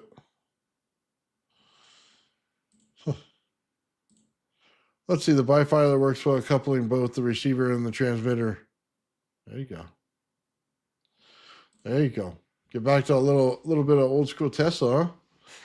Get in there with his bifilar coil, see why he used it. See what he was looking for in it as a capacitor in the dielectric field. I don't know if a lot of people understood what he was doing with it.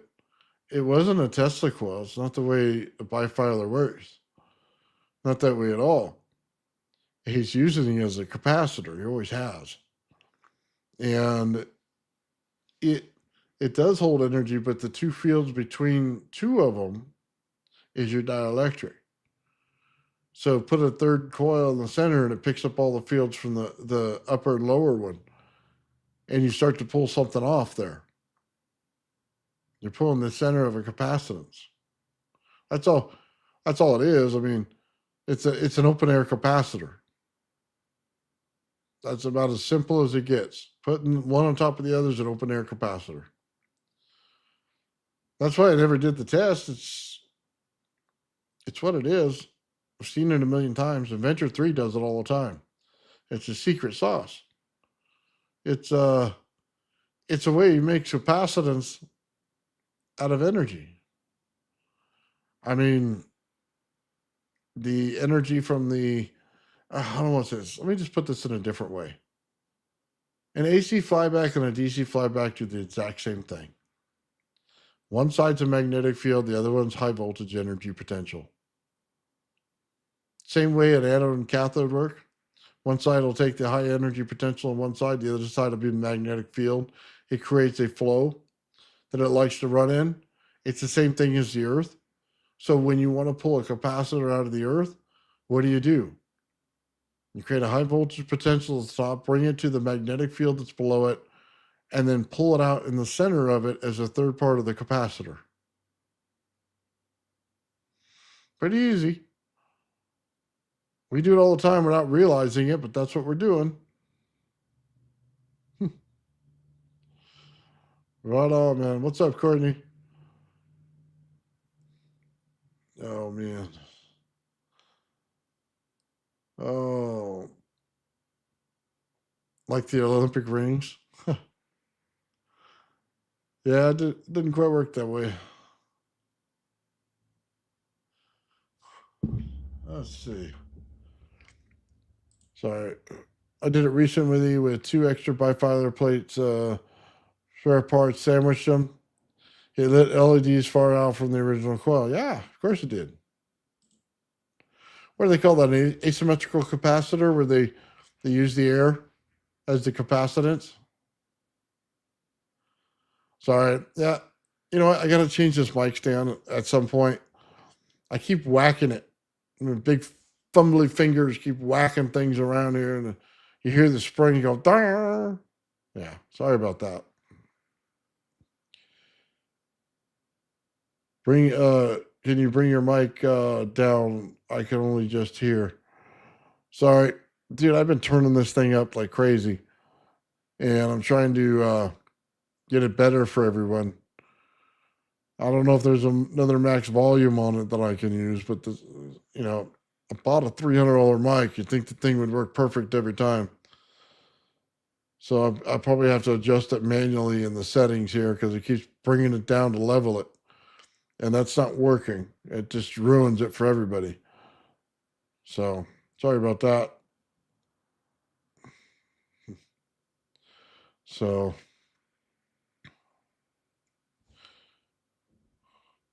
right on, brother.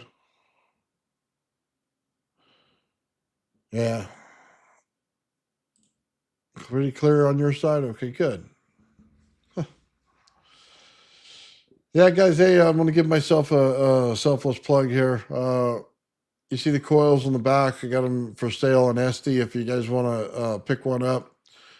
I did make several different things on there, guys. If you just want the coil itself, just the number 1 and number 2 winding, I think I put them on there for like $160 for just that. If you want to put your own driver to it, whatever, you just want the coil to be right, it's there for you. If you want the drivers included, I could do that for you. If you live in a different country, just let me know ahead of time so I can calculate the shipping for you.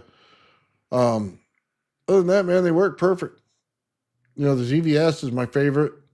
You know, you've hit those cat bank, man, and boom, put it right on there on the spot.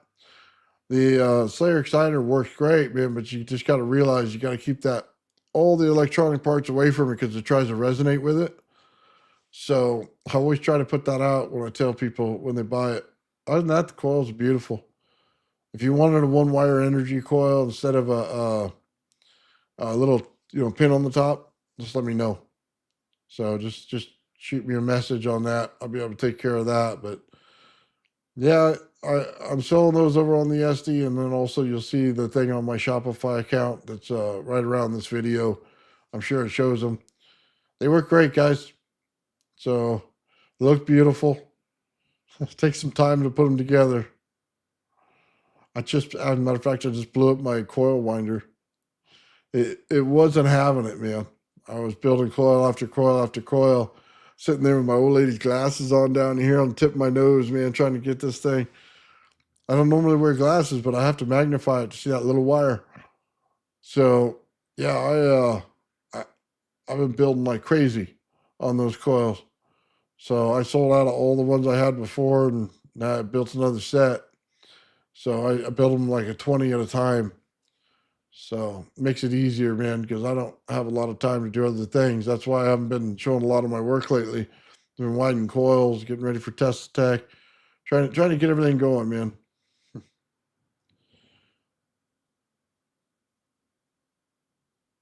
Yeah, dude, setting it up, anything, just like I said, hit me up on an email, man, and I'll take care of it. I'll put what you exactly want in a package. Everything goes through Esty or Shopify, and that's for my accounting and my books and stuff. I don't deviate from that. They look awesome. Thank you. Now dispatch gonna come over here and show pictures of my coils, man. At some point, there's a bunch of them. Huh.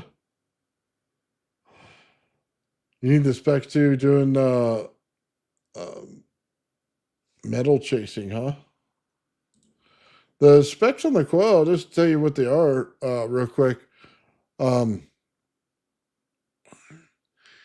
it's 11 3/4 inch piece of PVC. That's the length.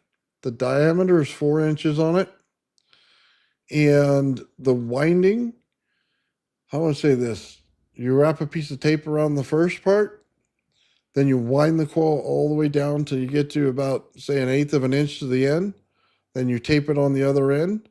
Okay. That's the way that I build them all the time. I go out and I spray them with 3 coats of lacquer, and they hold together really well. That's the number 2 coil. The number 1 coil is 1/4 inch hollow copper tubing, and it's set out about a 1/2 inch on each side. So it's 1 inch bigger in diameter than the number 2 coil. And it's set perfectly at about, what is that? I think it's 3/8 of an inch in between each spacing is what it comes out to, somewhere around there, 1/4 to 3/8. And they're just setting an STL. If you ever need the STL file, by all means, just let me know and I'll send it to you. Um, that's pretty much it, man. Excuse me. I make a little clip that goes on the side of it. If anybody ever can't find the clip, by all means, let me know. Say, hey, I need one or something. Maybe I should just put them up on my shop and sell one of those, man. Probably help a lot of people out. What's going on, Jarvis? Oh, man. Yeah. Well, there's a lot of stuff to it, man, if you ever wanted those. And then there's a little ring at the bottom that basically holds the shaft when you put the one-wire energy rod in there. Oh, I got something to show you guys. Let me see if I can't grab this real quick.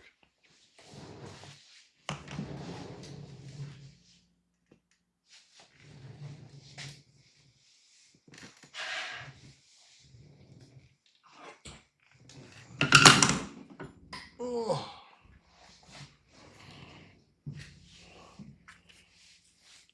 So this right here is one of the number 2 coils.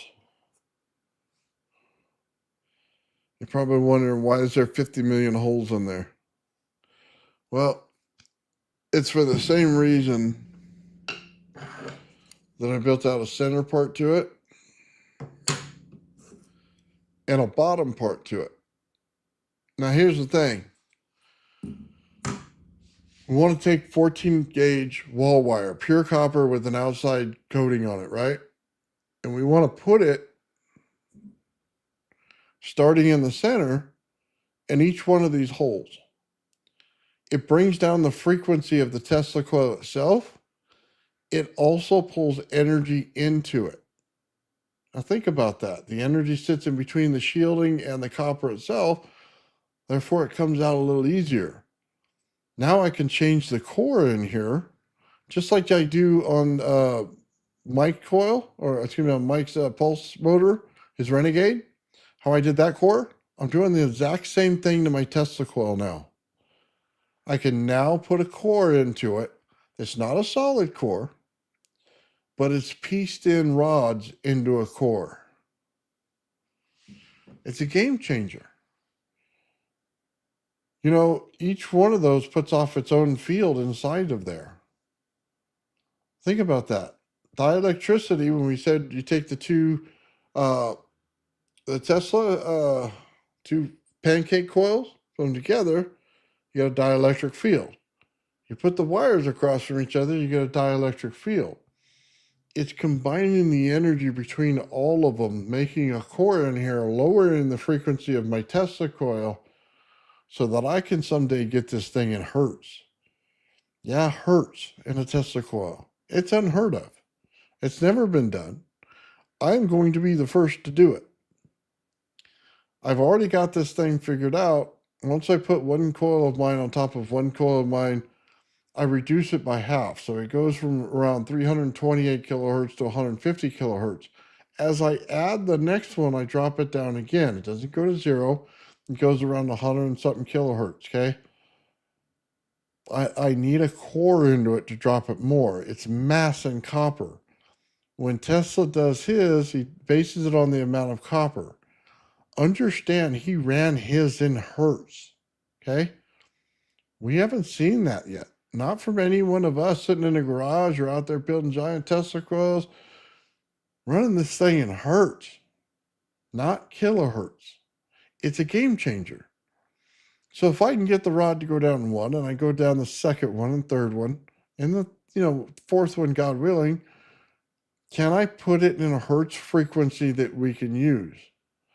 Now we have something, man. Now we're getting there. Okay? This thing hasn't been done giving up its secrets yet. We have to keep pushing. That's what I'm going to continue to do. We need something in hertz, man, like a Tesla coil, because we want the capabilities of the Tesla coil, but we want the hertz level of it. And it could just be, hey, why don't you use a glass crystal tube instead and wind it on that, and then pull down the center of it. You may be able to get hertz out of that. And that's true. Maybe. Cross your fingers. We'll have to see when somebody pulls it off. But this is what we're working with right now, and I'm going to try to get it. So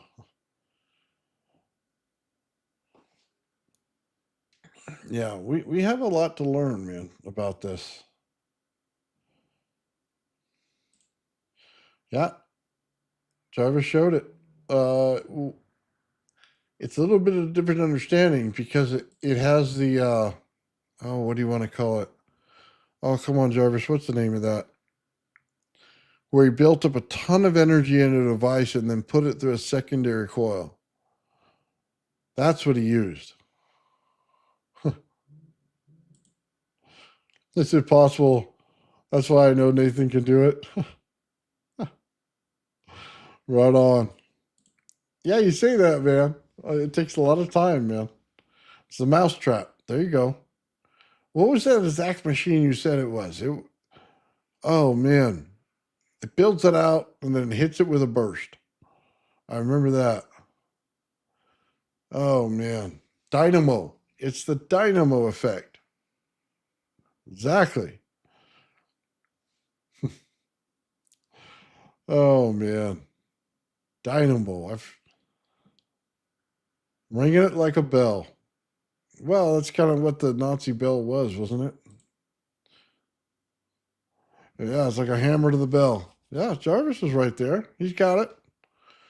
We're still trying to work through the process because we can hear it, what he's saying.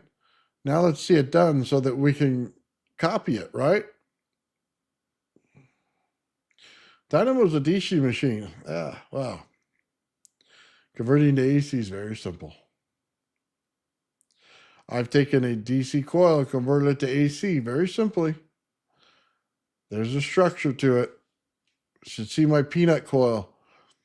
You think it's a DC coil because all I'm doing is putting a DC pulse in it just like I would one of these coils behind me. Comes out AC. It comes out AC because I understood what the bipolar meant into it. I do the same with this coil sitting next to me. That's why the caps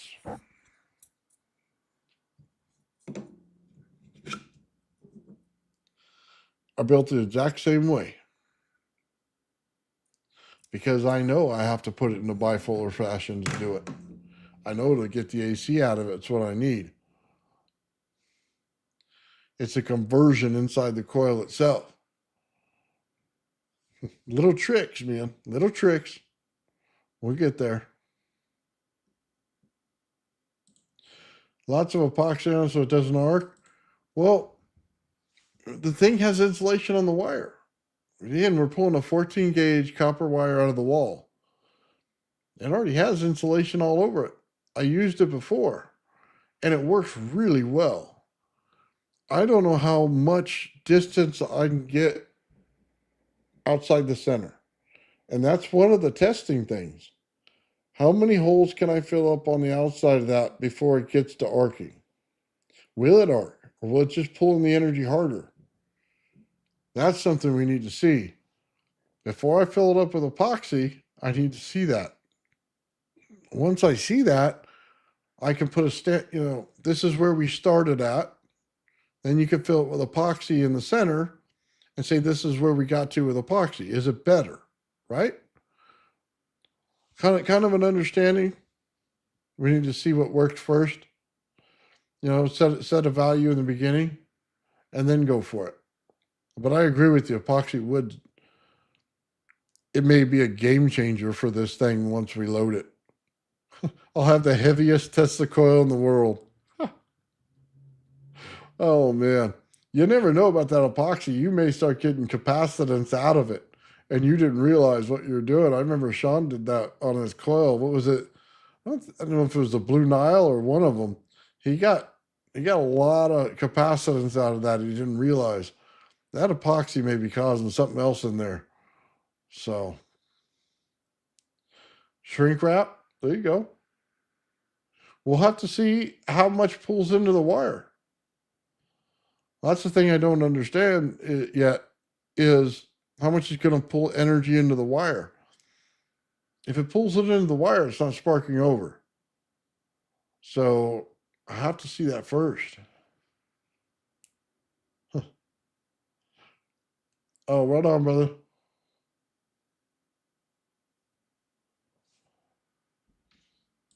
Thank you, Courtney. I appreciate that. The geometry configuration, the rods, well, you can pretty much run them however you want, I guess.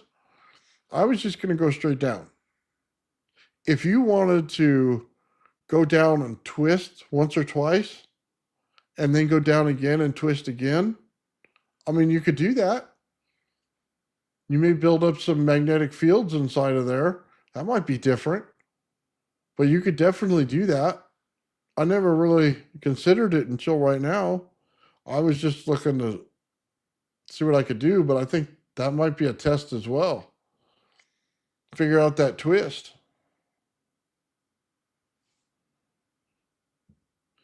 Yeah, I could do the epoxy. Well, it's not really the outside of it. It's basically once it's all in there, I just take a little funnel to the hole to one of them and start filling, and it'll go down and fill it all. Huh. There you go. Google just said epoxy has 35 to 75% carbon content in the resin. There's your capacitor.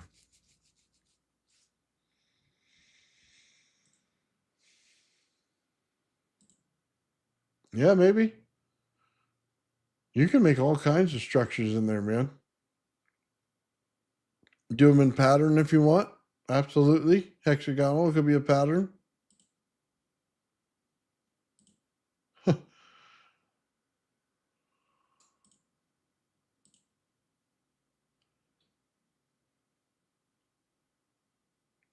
Hmm. Gotcha.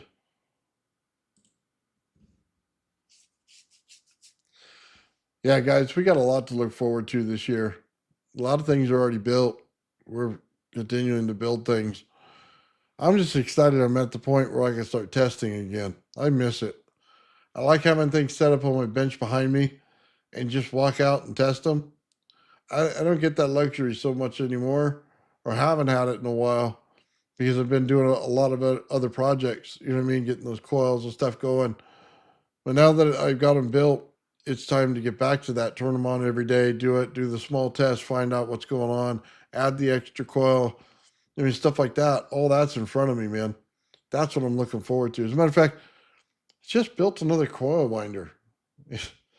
I know it sounds strange. I have that other one.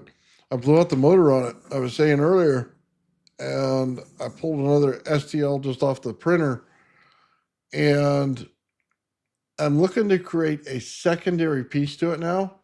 So you got the primary winding, right? Based on the amount of revolutions it takes to get a certain distance across it, you have to set the secondary part with the tensioner on it, right? And it must move in that same calculation. And all you have to do is take your Arduino and set it up on your oh, what are they? The little motors. What are they? NEMA 23s or something like that. Um, anyway, the little motors that are on there, and it's got to be able to move it at that rate. So, for as many rotations as it gets, this thing moves alongside of it, so that the wire stays slightly off center. So if you hear, you have to keep it just like this. And the reason for that in a Tesla coil is it keeps tension on all the previous windings you put in there. If it's straight across, you'll get looseness and gaps in all your Tesla coils. But if you keep it slightly at an angle, it keeps the pressure on those windings themselves as they go. So you got to be able to set these two motors up, okay? And that's the part I'm working on now. If I can get the timing of that down, then I could basically just put it on a cylinder, do the tape thing. Maybe I could even reduce the tape down a little more, and then boom, hit a button and it winds itself. I come back in 5 minutes, it's done. That's what I want. Then I can just basically put it out there if you guys want it, and then you'd be all, dude, I hit a button, whoop, winds it across. Perfect. That's the thing we got to get to. Because I've seen a lot of them out there and they overcomplicate the situation. There's only two factors to it: the amount of rotations versus how far it goes across, which means you have to take into account the diameter of the pipe is the amount of rotations in it, and then how far it moves on the secondary stepper motor in order to get that thing to line up properly all the way across. I don't need lasers. I don't need overcomplication. I need a simple math formula that takes care of it, and it goes whoop. It's only 12 inches. We're not building gigantors here. It's that simple. So I'm tired of holding the wire. I'm tired of looking at it with old lady glasses. I'm going to get me a big bar across the top so I can just see the whole thing at once. Make it ergonomic so I can sit there and watch it like Johnny Bench and just, you know what I mean? Instead of going, oh, I can't see it, and then getting frustrated and my back hurts and everything else. Oh, forget that. Forget that, man. I'm going to sit there like Johnny Bench. Oh, yeah, that's cool. Yeah. And then maybe we'll start epoxying the outside of these suckers. But I don't know, with the PVC on the inside, I don't know that epoxy is even necessary on these things.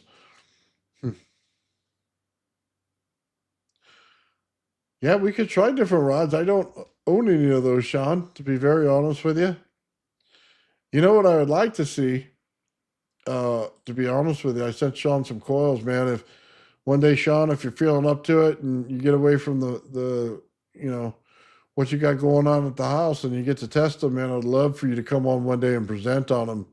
I think that'd be absolutely outstanding. If you would do that sometime in the future. I know you got your hands full now, but that would be awesome, man. And then if I get a coil winder and send one to Sean, then he could take that silver coil he's got, silver wrap, and wrap one of these coils himself. I would love to see the numbers coming out of that thing. So that'd be awesome, man.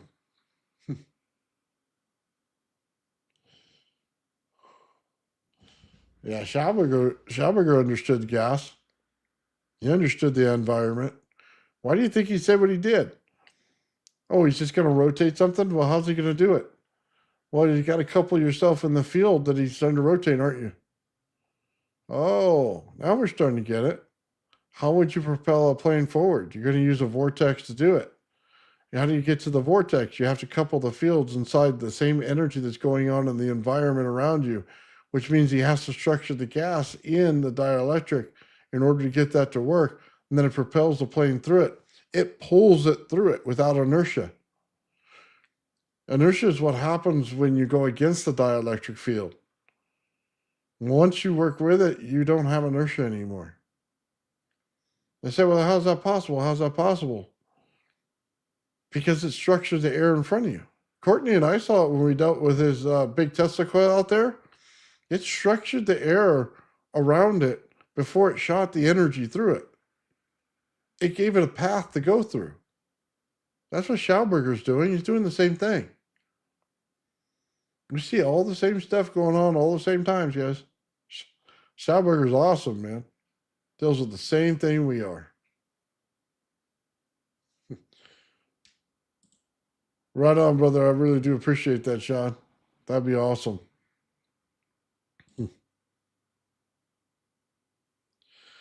Yeah. Schauberger understood the environment for what it was. That's why he understood water the way it was. He took them for what they were. There was no complication to that. Then he basically run hundreds of tests to see what they are. Why do people not get the understanding of T.T. Brown? Because T.T. Brown understood what it was. He saw that the creation of high voltage gave him gas. I say, well, what do you mean it gave him gas? It gave him O3. The O3 was structured when it came out, wasn't it? As soon as you put them at a certain distance from each other, the gas goes across from each other. That's O3. That's the purple. He understood it properly. Where? I mean, I hate to tell you that, but he did understand it properly. We fail to understand that properly right now.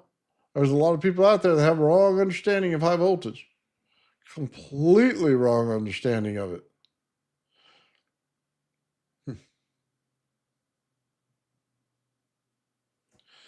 Yeah. Advancing T.T. Brown. Well, I doubt many people will advance that, to be honest with you, Jarvis, because if they don't understand the environmental condition, how are they going to advance it? I'd love for them to do it. I don't know that they're quite going to. A lot of people misunderstand it, put it in vacuum chambers and think they got it. That's not what he was doing. He understands things in a different sense. You could take a dielectric field and make paper anti-gravity. You'll have to see it. I'll check him out. I hope he's got it. I hope it's not just a bunch of math. I hope he's a guy that works in the field who understands it. I truly do. Bunch of math doesn't work because they start using big G, little g, without understanding what the gravitation is. That's a failure. Anyway, yeah, better get beyond the math on me, buddy. And I don't mean that in a bad way. If you did the work and you did the math, then absolutely. But if you didn't do the work, math isn't quite going to hold up. I'll just tell you that right now, because you're going to take gravitation as a constant and use big G and little g, and as soon as you do that, you fail, because it's emergent. So is time. Time is emergent in any solar system. It's different for every single one of them. And that's usually the problem when they start doing calculations, because they're adding values that don't belong, or they're not adding values that go in there. If I tell you there's entropy in there, well, where's your math equation for entropy? They go, well, it's not one. Well, then you failed. What about radiation? Did you put a math equation in there for radiation? No. We just simply used what was there. Okay? Well, it's incomplete. When it's incomplete, no matter what the rest of it is, it's a failure. Sorry, that's what it is. You can't undo that. You have to be able to put things in there and calculate them based on what's going on, not some kind of compromised way they're going on, not, I guess that's the way they're going on. It has to be the right way. And that's not knocking on how they do their math. It's how they came up with the understanding of it. You miss some things. That's it. Yeah, it takes more volts, amps, frequency. You have to be able to put the rest of it in there. It makes your system work. So I hope they get that right. He says no math, experimental proof. Then absolutely I will check him out. I love experiments, man. I love them.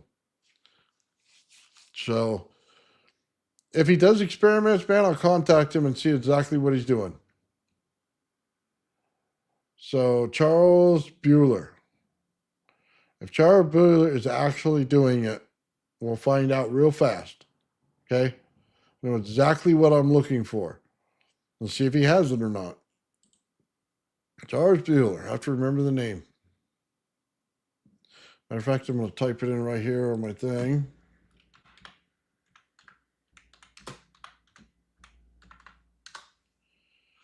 All right. Now I'll have the name. We'll find out real quick, Jarvis. I hope you're right. I hope he's doing it the right way. Cool. Right on, guys. Hey, it's been about 2.5 hours. I want to say thank you real quick, man, to you listeners out there, man. I really do appreciate it, brother. It keeps this channel going and helps build all these projects out here. I really do appreciate that, man. So thank you. Guys, it's been fun, man. I hope you guys learned something today and then put in your experiments in some way and show it off.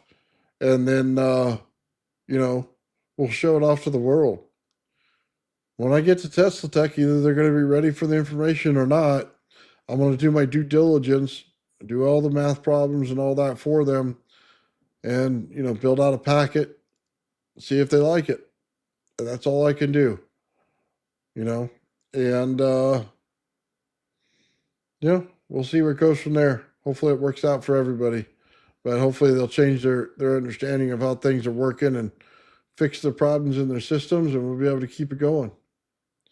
With that said, guys, thank you very much, man, and have yourselves a great day.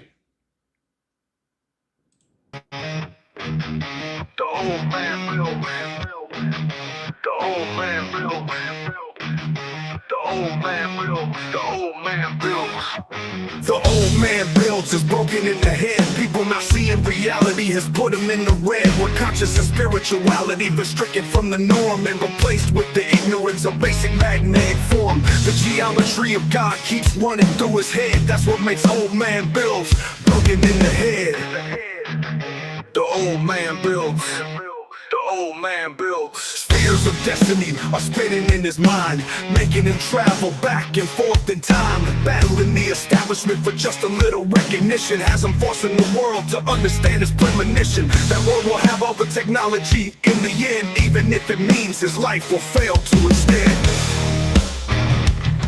old man builds. The old man builds. The old man builds. The old man builds.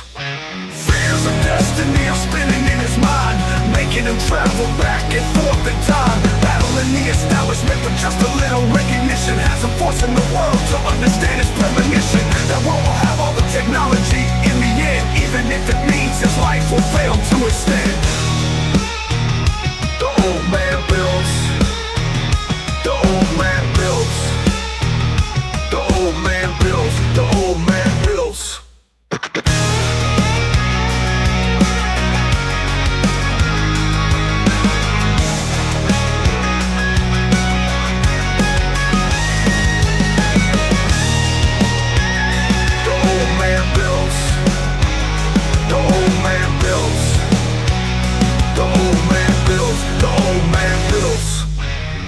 Fears of destiny are spinning in his mind, making him travel back and forth in time, battling the establishment for just a little recognition, has him forcing the world to understand his premonition. That world will have all the technology in the end, even if it means his life will fail to extend. The old man builds.